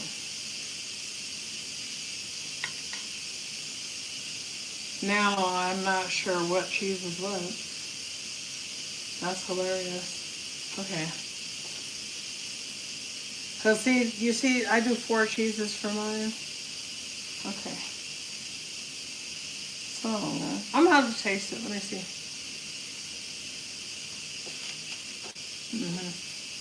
That's sharp. Sharp is for the salt and the bite.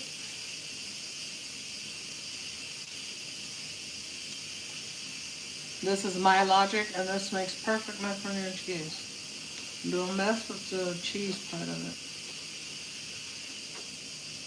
You know how much cheese you add. I think just keep the recipe. So anyway, here. Mozzarella for pool. So 1 for seasoning, 1 for the sharp, that cheesy pool. Right? 1 more soft cheese is Colby Jack. That goes in there as well, in the middle. And a little bit of mild in the middle.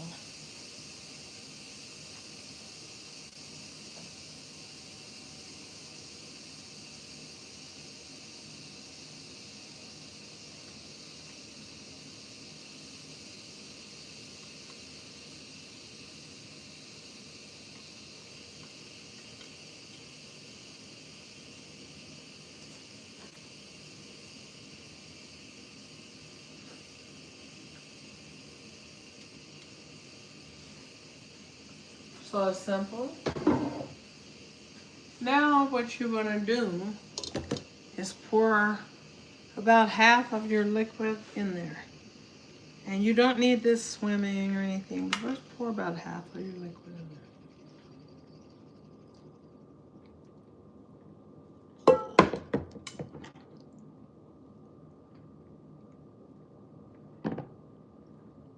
And you want to give it some movement because you want that sauce, that cheesy cream sauce, to work its way into those noodles. So that's why you do it like that. And I may add just a little bit more.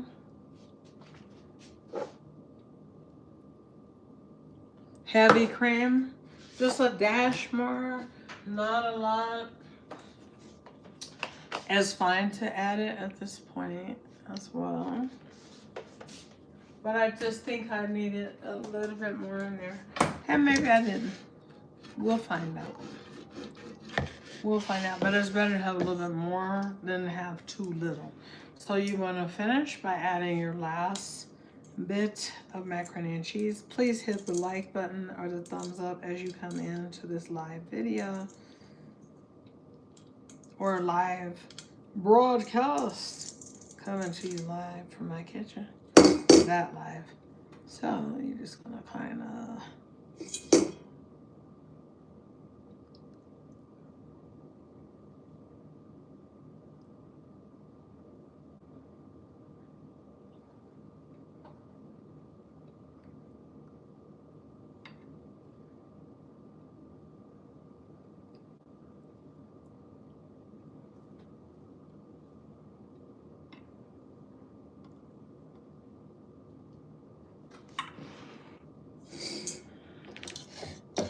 so now this time I'm gonna immediately, instead of putting the cheeses in there, I'm gonna immediately put the sauce in. And then the cheese goes on because it'll look prettier. And then, but you can see that, make sure you're getting that cheese inside those holes as much as possible.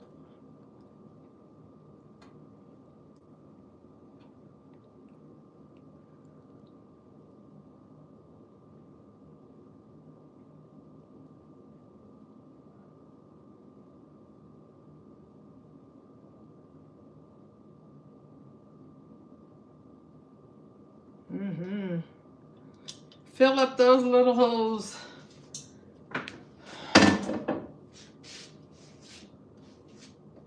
Now you go back in with the rest of your cheese. You see how I saved a little bit of each kind? But the one that I saved the least amount of was the sharp. And that is because it doesn't give us much of a pull. It just gives us the bite. So we don't want to use a whole bunch of that. The next one up is the Colby Jack, because that has a great pull and it has some marbled coloring to make it what? As good as it look, as good as it tastes. Okay, so anyway, now here's where we're going to be heavy-handed, and that's going to be on the mild. We want mostly mild at the top.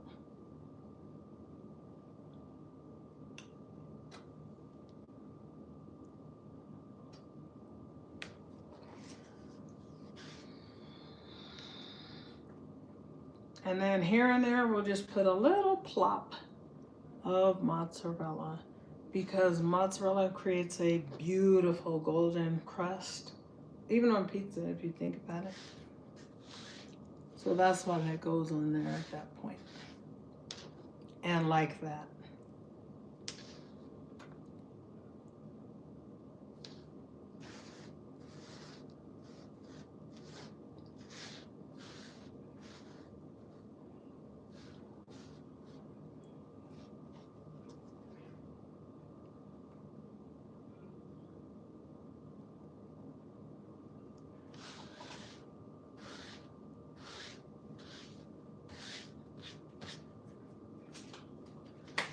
Alrighty. Everything is really looking good at this point. Everything is going according to plan. It's about 5. So I feel like my dinner will be ready to serve at 7. Okay, so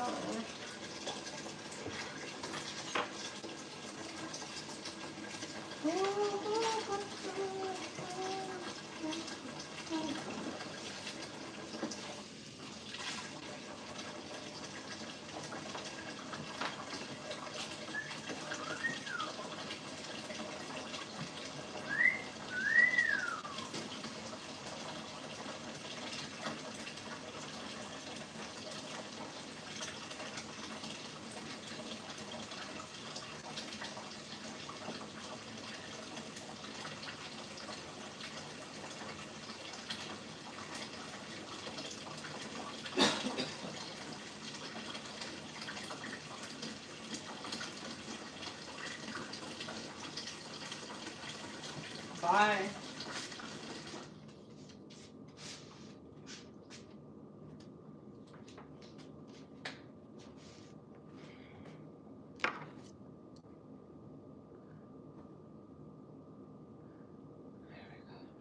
And so what's going to happen, you see how the cheese is about, halfway up the pan? It's just going to bubble up to the top, and then it's just going to run through everything. So that's the good news. I always like to put a little paprika on mine. It doesn't matter. It don't have to be smoked or da-da-da-da-da. It just aids in the goldening of your noodles so that you don't have to keep them in there so long, just baking them, waiting for it to get golden, and then they're getting soggy. I don't know, it's like I do have a problem with soggy mac and cheese. There's something more than anything, it seems like.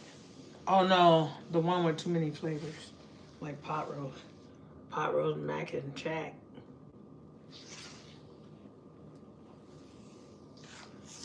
Pot roast mac and cheese, baby. Alright, so then the next thing we're gonna do, we're gonna take this lid off this slow cooker.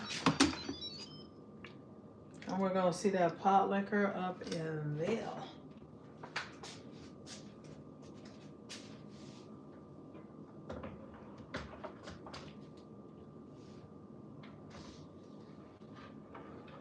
What's liquor?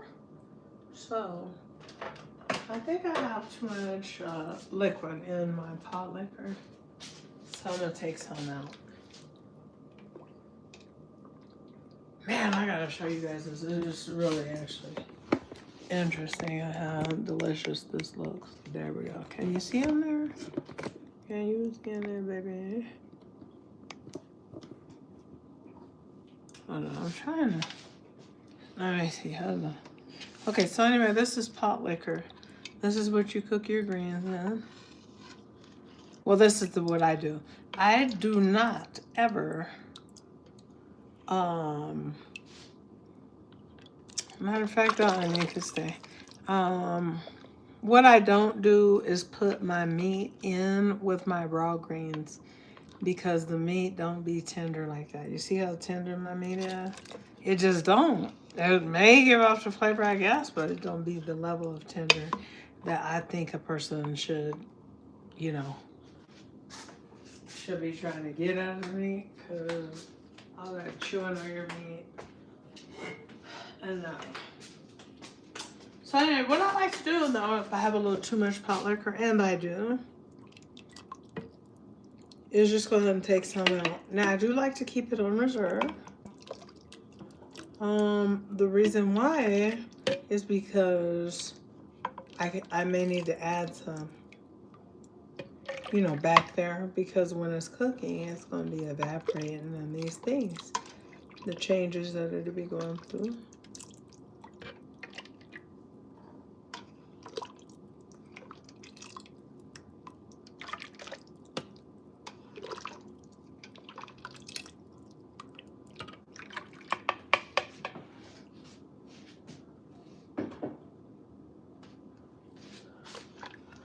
Oh, yeah. See, the meat is down in there and it's tender and good to go. Now, all we need to do is go ahead and quickly add our greens to this pot liquor. But remember, we let wither down. We didn't let them cook. We didn't do that. We just let them wither on down a little bit.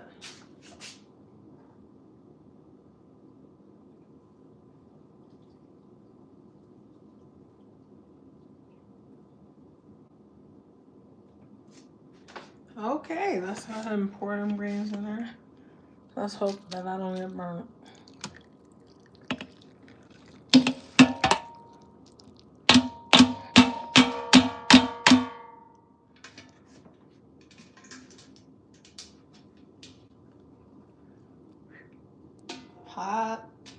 Hot baby Lou.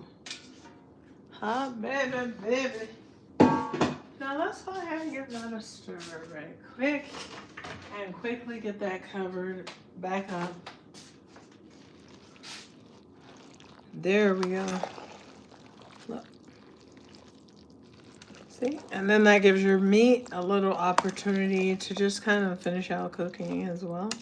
Not cooking, but just becoming that more tender.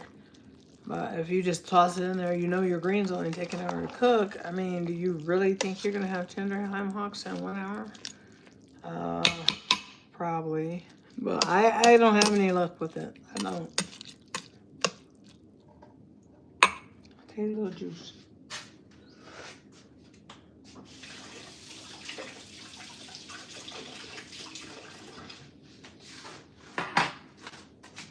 I'm gonna put some bouillon in there.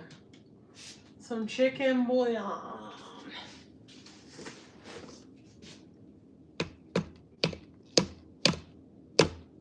There.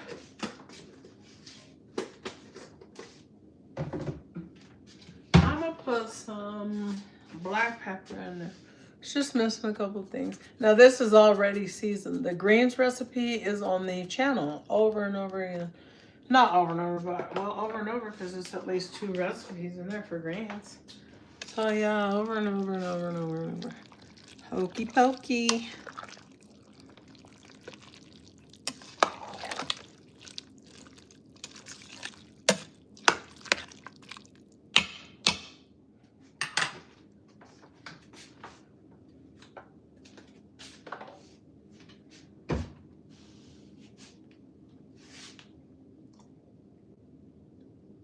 Mmm.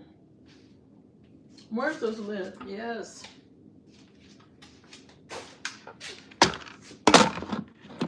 G.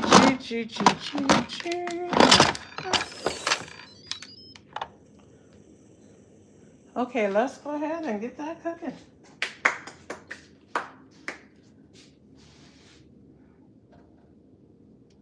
I say cancel, just to go off.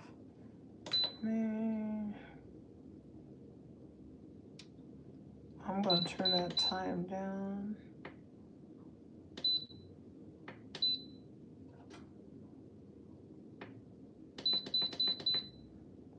And then start. Yeah, it'll start. Let me make sure it says on. Yeah, there we go. I was gonna take a nap or two, so long for this thing on.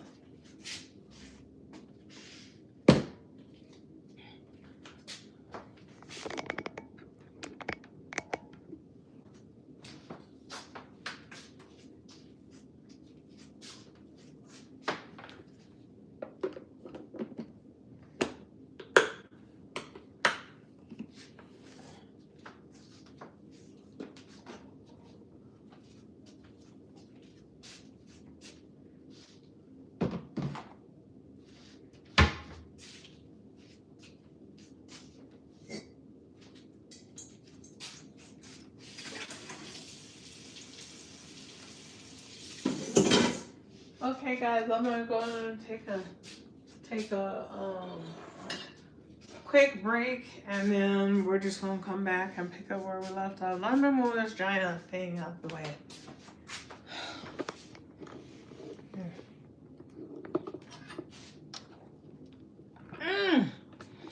As a matter of fact, where is the charger? Uh-oh, we may die. This may die because I ain't got no charger. Hold on. Oh, I'm sorry, baby.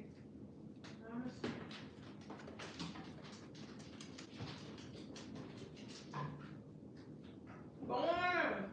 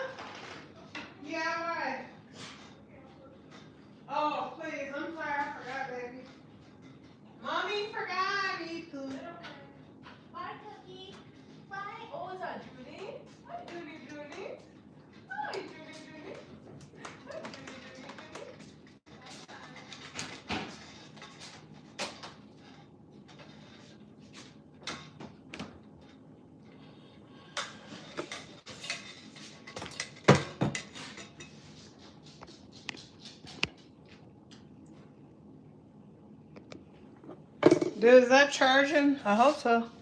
Yes, it is. Guys, this thing's gonna die and stuff. How are you guys? How's everybody doing? How's everybody feeling? What you up to? Where you been? I'm making everything, honey. Honey, all kind of food, honey. Too much food. As a matter of fact, I'm making a lot of food. These people better be eating this food. I'm gonna ask my husband if he wants some deviled eggs. Or should I just make 4 of them? That would equal 8 deviled eggs. I think I'll just make a couple of deviled eggs.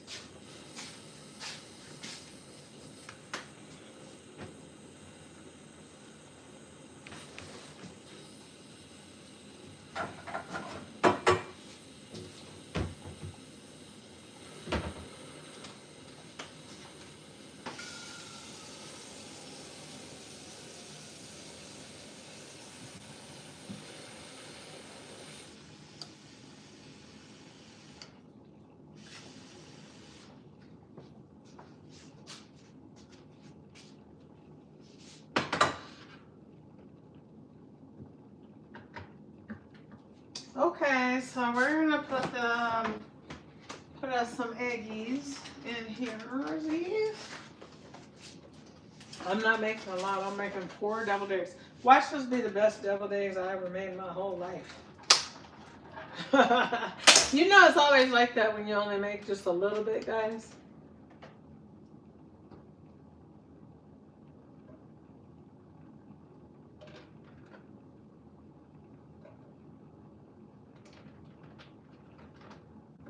Oh.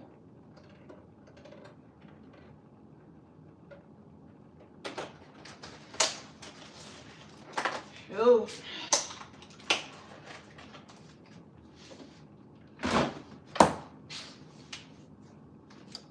Just need a little vinegar. A little vinegar.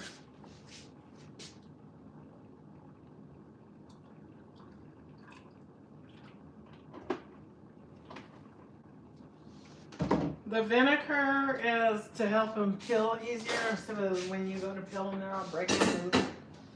You know, I don't know, that's what they've been telling me. Let's turn the oven up because we have way more food in there right now. To 375.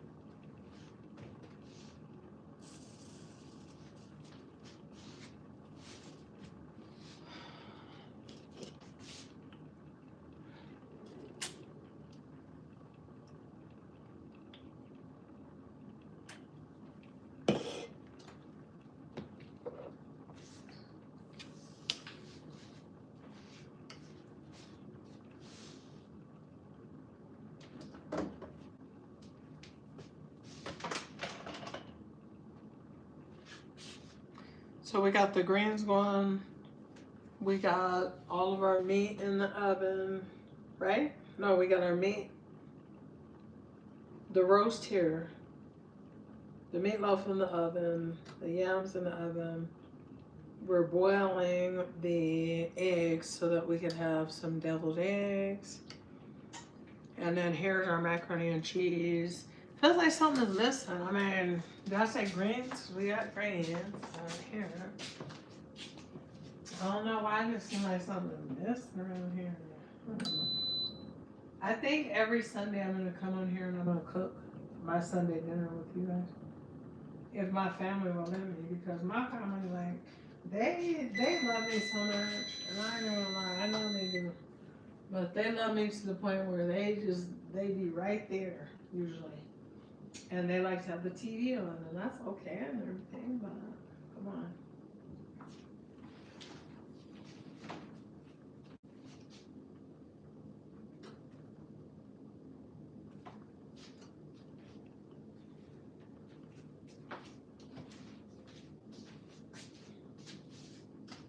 I'll be back. I gotta go and check and see what they want. What the people want.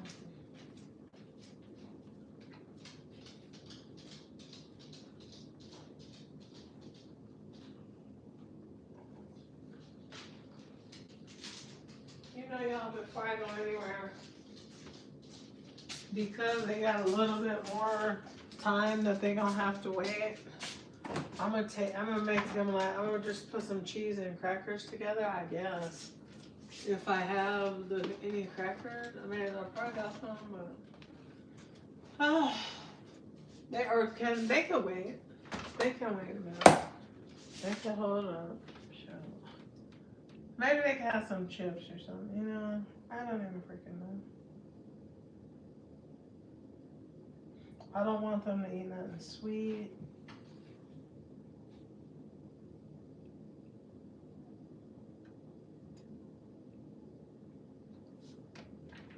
You know what I do want to do though? Check the temperature of this roast. Cause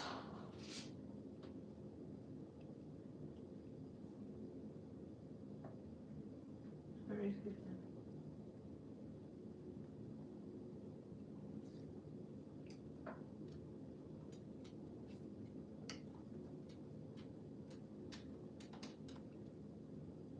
I'm gonna cook this roast for about 15 minutes. Alexa, set a timer for 15 minutes. 15-minute timer started. A weird Alexa, her weird voice. But anyway, can you ask mine to hit the like button and stuff?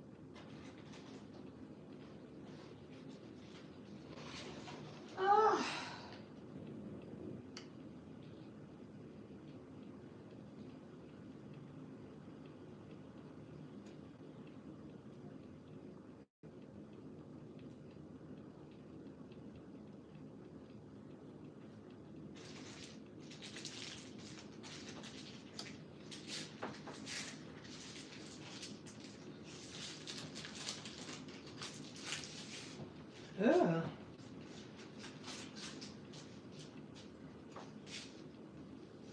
Yeah.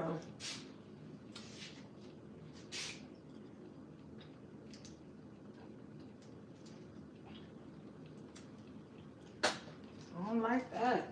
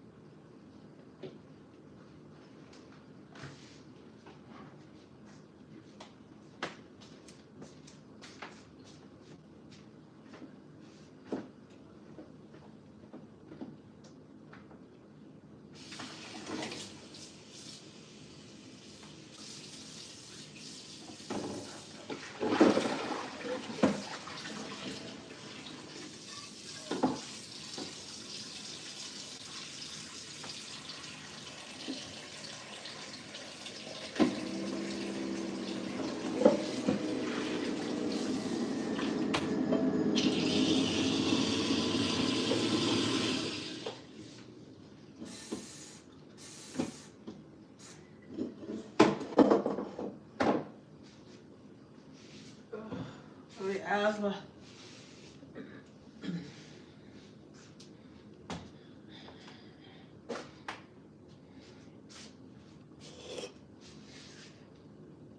Hey, you guys hit the like button if you haven't already, please. Thank you.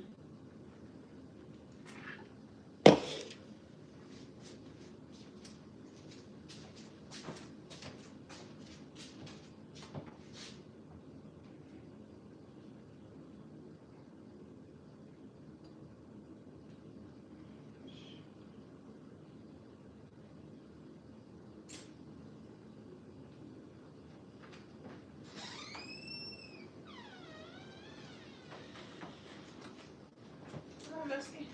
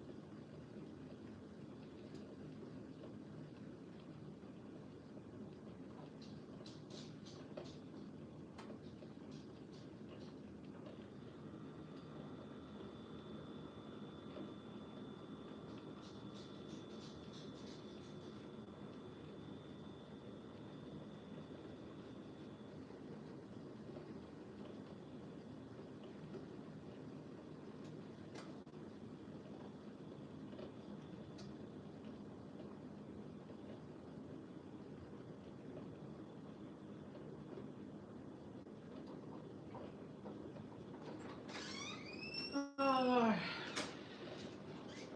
I like to take a break, like a real one. Oh, okay.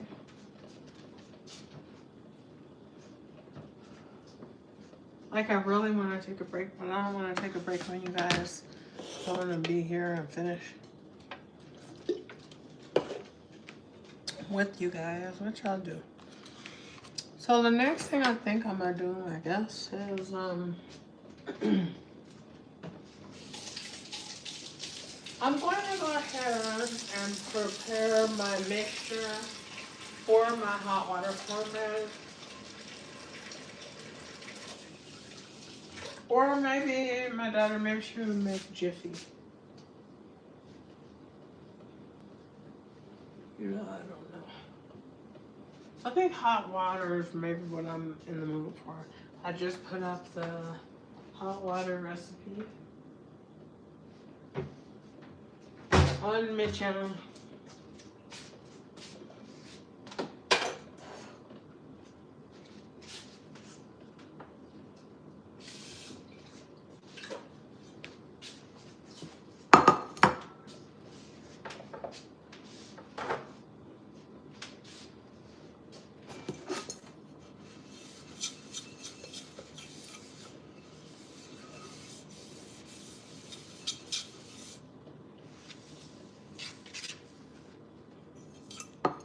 Okie dokie. Pokey pokey. Ooh. What in the world is that? That's a meatloaf sounding like that. That sounds good in there. Time to take that bad boy out. We're gonna check the temperature. We know it's good and well done, like we like our meatloaf.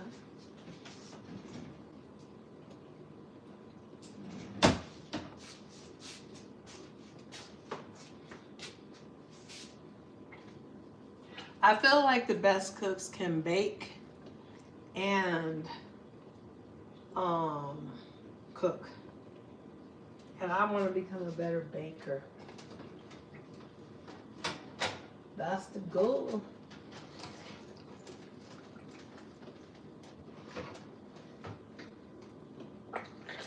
Oh. We're gonna put some sauce on top of it. Cause that's what my family likes. I probably make a little gravy. So the gravy recipe is on this channel as well. As you guys come into this video, please hit the like button. It really helps. Okay, so I want the juice off of this meatloaf. And like I said, we'll check the temperature. Ooh, it's hot. Ooh, what a good looking, beautiful meatloaf. Looking meaty. It don't look pasty and like full of filler. It's full of meat. The onions did their job. The oats held it together. You don't need all that milk in there. Let me go ahead and get this saucy poo going.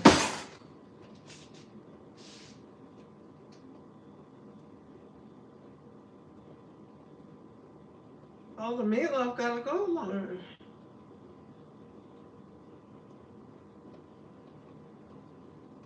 Just in that middle, gotta go longer.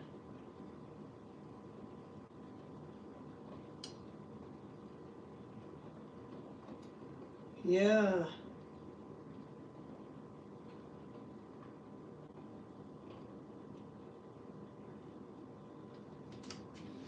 What we're gonna do is put it back in the oven. Cause in the very middle, you gotta go longer.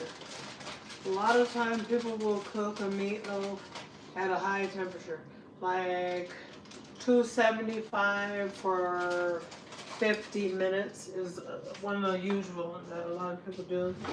But mine has stuck to the bottom cooking it so high. So that's why I don't want to really do it.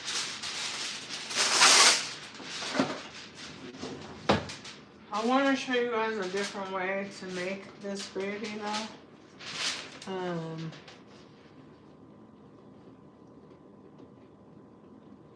Never mind.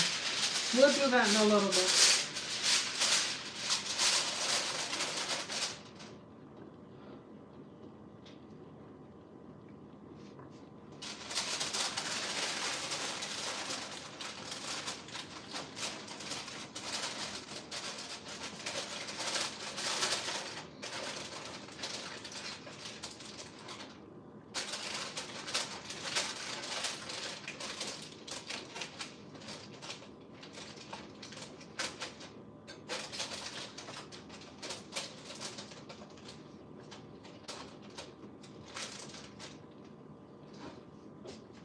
So off to the oven this goes, or back in there.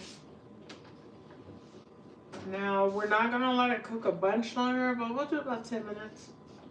The reason why is because even now it's resting, which means it's still cooking. But your internal temperature on beef is 125 degrees. If you don't have a meat or food thermometer, that's something that I suggest that you definitely may want to invest in.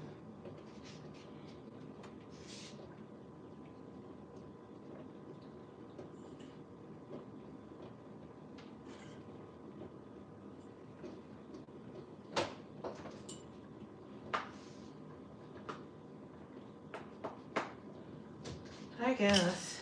Let's see.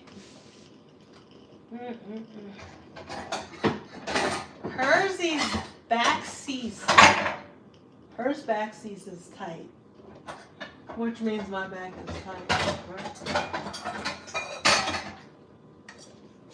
Right? So we're just gonna take this little skillet, not skillet, but little pot, my little childhood pot that my mama cooked in. It's probably an antique by now if it's like that.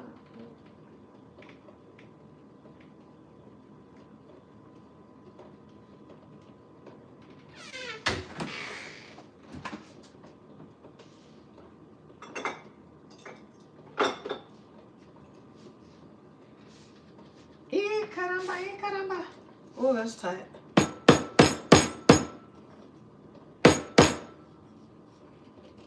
Okay. Alexa, cancel timer.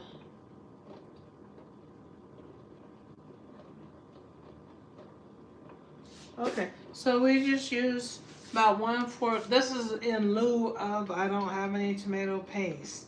Because my favorite thing to use on the top, if I'm going to have the red sauce on top, is tomato paste mixed with ketchup and a dash of mustard. But today, we're going to go outside the box just slightly. Not nothing crazy, but kind of. So I'm going to put a dash, just a dot, 1/4 teaspoon of barbecue sauce on there, and then I'm going to put a dash of mustard,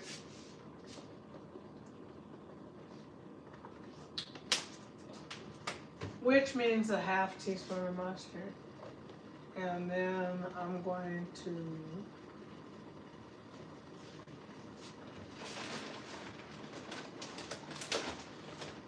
put a little bit of ketchup in there as well.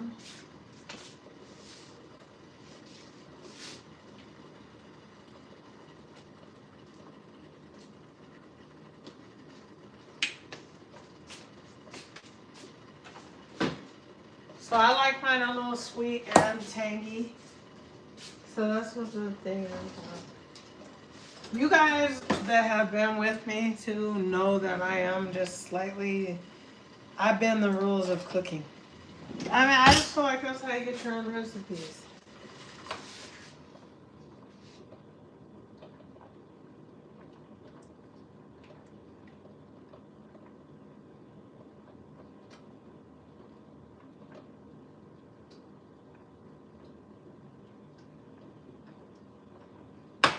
Let's turn that to low. Simmer that down for 8 seconds. Now at this time we gotta make sure it's where we want the flavor. Like I said, I just made this recipe up. Especially the adding barbecue sauce.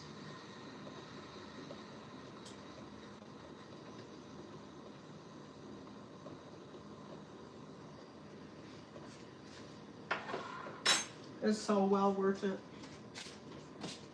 Only thing needs is a little bit more ketchup.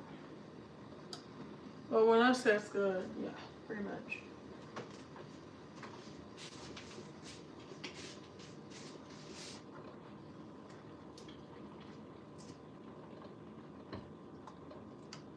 So total 1/4 cup ketchup, 1/3 cup ketchup, 1/3 cup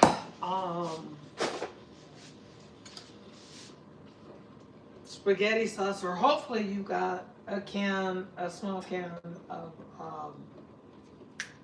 what is my favorite thing?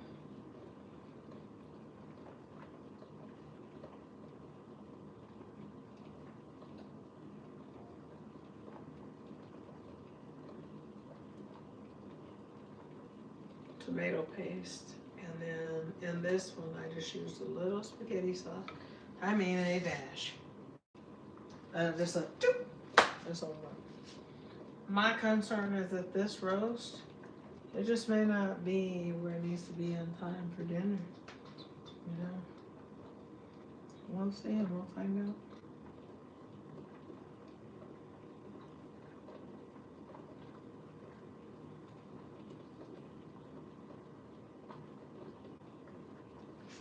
Okay, let's turn those eggs off and let them rest. Oopsies. So they'll just kind of continue to cook in this nice hot water. As you come in the live, please hit the like button. Thank you so much.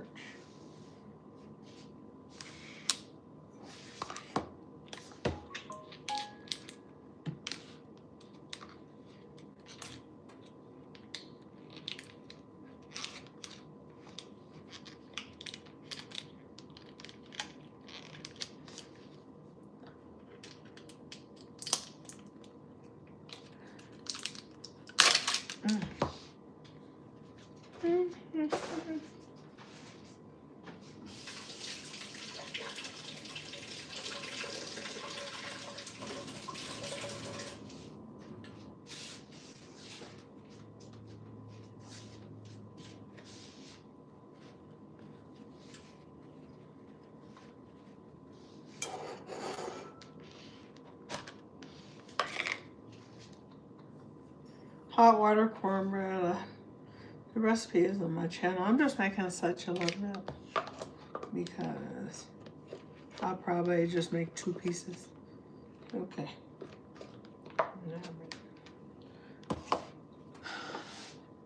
And then I'll add a little bit of salt. It's about 1 cup, 1 teaspoon of salt for the flavor.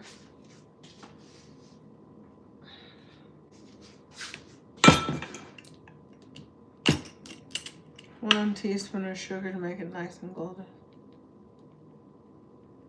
And it'll cook better on the inside because I have had some doughy hot water cornbread, but you know. And it's not bad, I don't know. I just not I want it that day.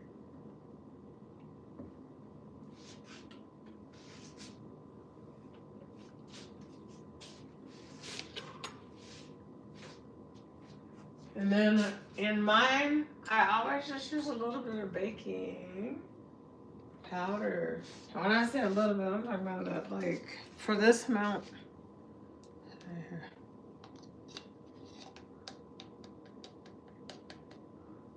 1/4 teaspoon.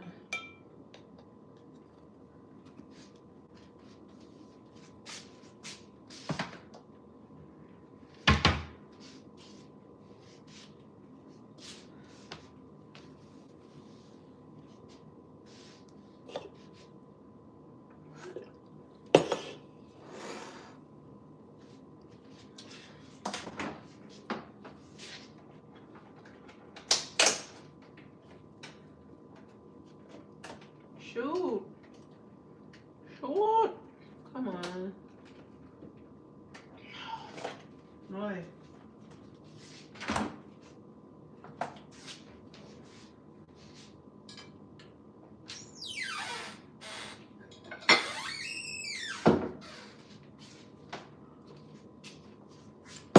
One egg yolk.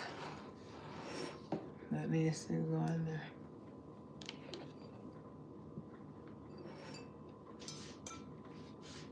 Wow.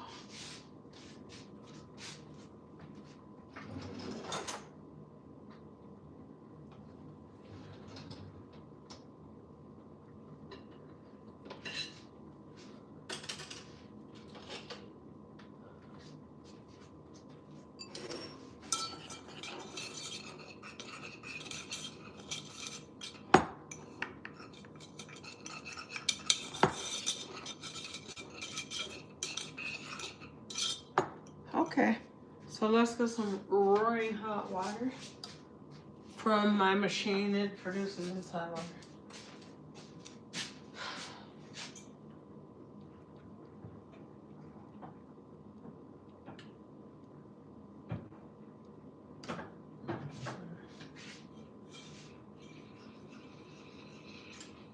Oh, don't get burnt. Oh, too late.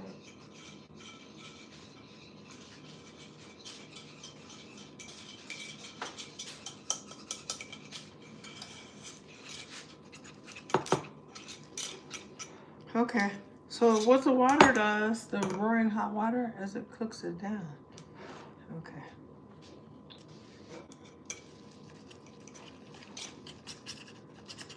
Now we're just gonna kind of make a little well in the valley of the thing, which means just push it to the side.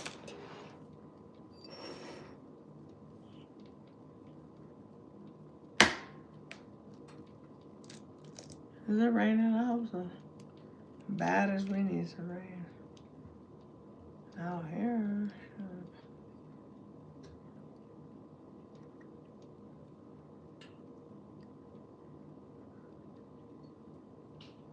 And then just toss that yolk in there. Only the yolk. Separate the white from the yolk. And quickly blend it. This is also going to make it golden.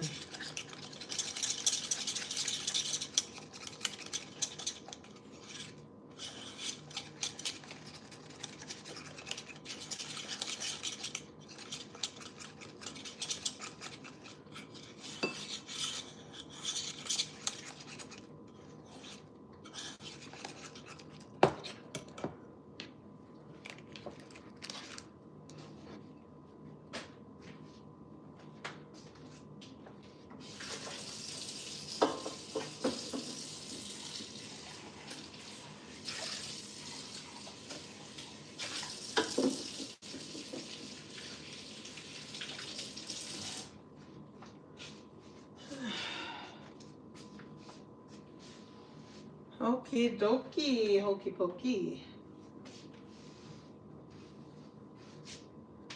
So we're gonna get some oil in there so that we'll be prepared to do our hot water cornbread when that time comes.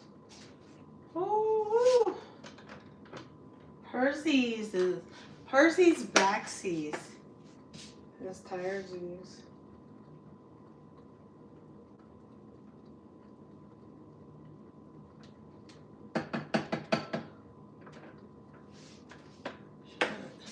Let me see here. Oh, they put 1/4 cup of oil.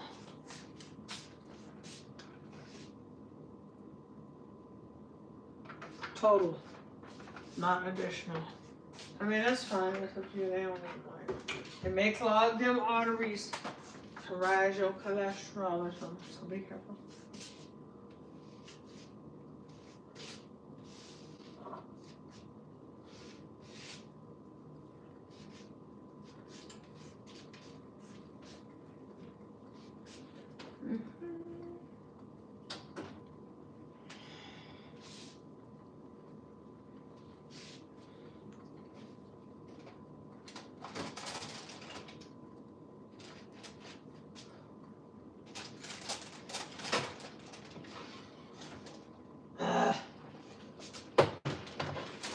Carani.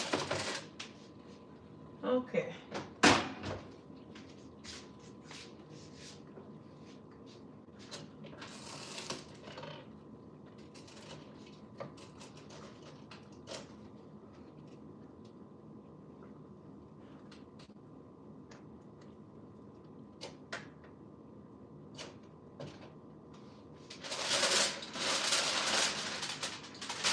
Let's check this out. One more, yeah. See here. Yeah, see here.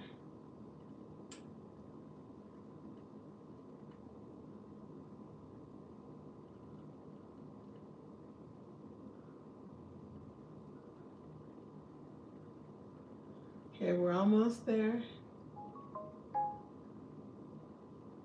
We're almost there. So with that being said, we're now going to add the sauce on the top. And we're just going to kind of brush that on there.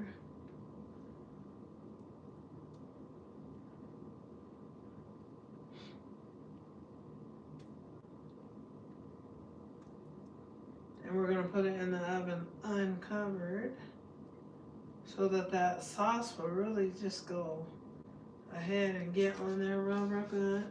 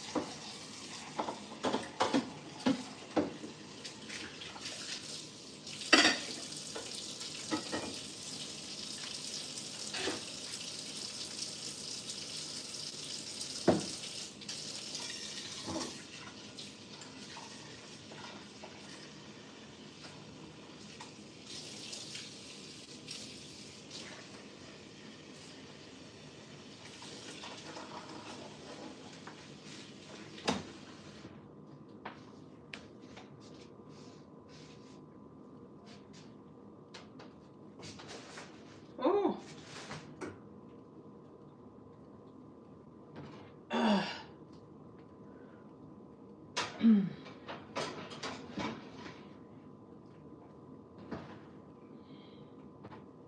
Yes, gentlemen.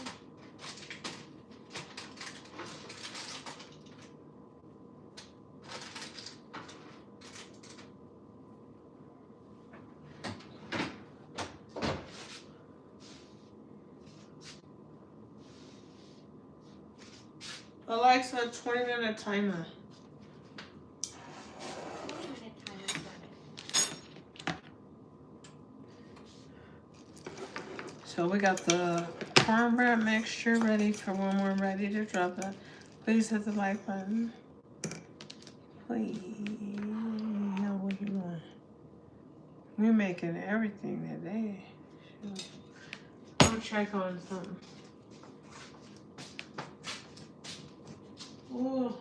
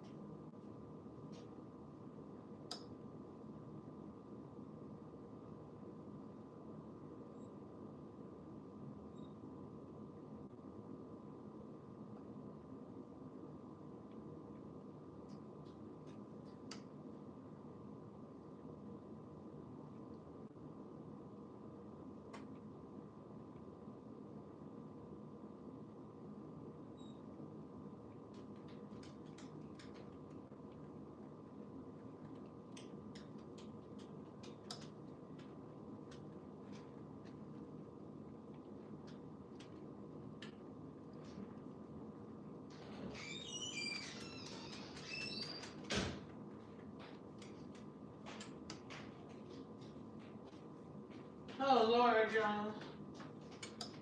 You all. How do we go check on the family?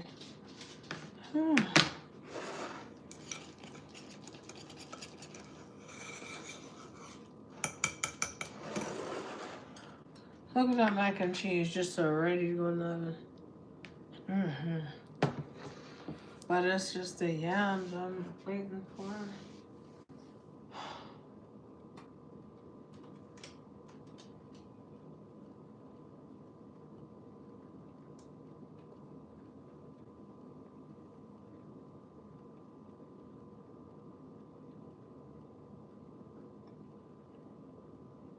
Hi, how's everybody doing today?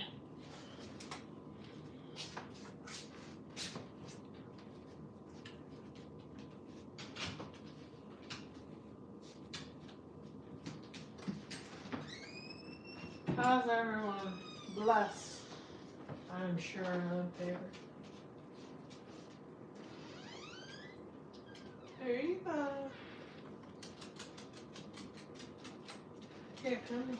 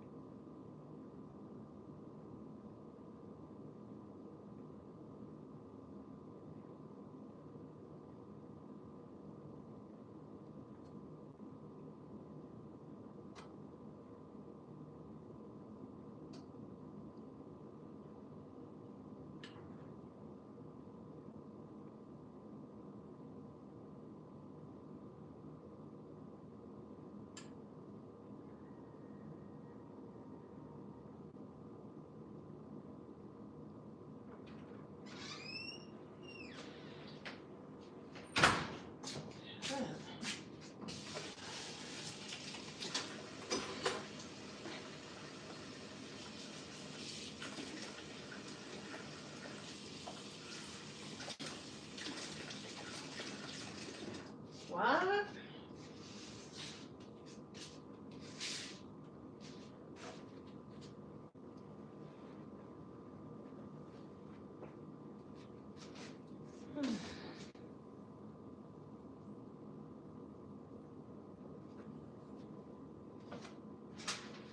Okay, that's it. We're almost wrapped up with that.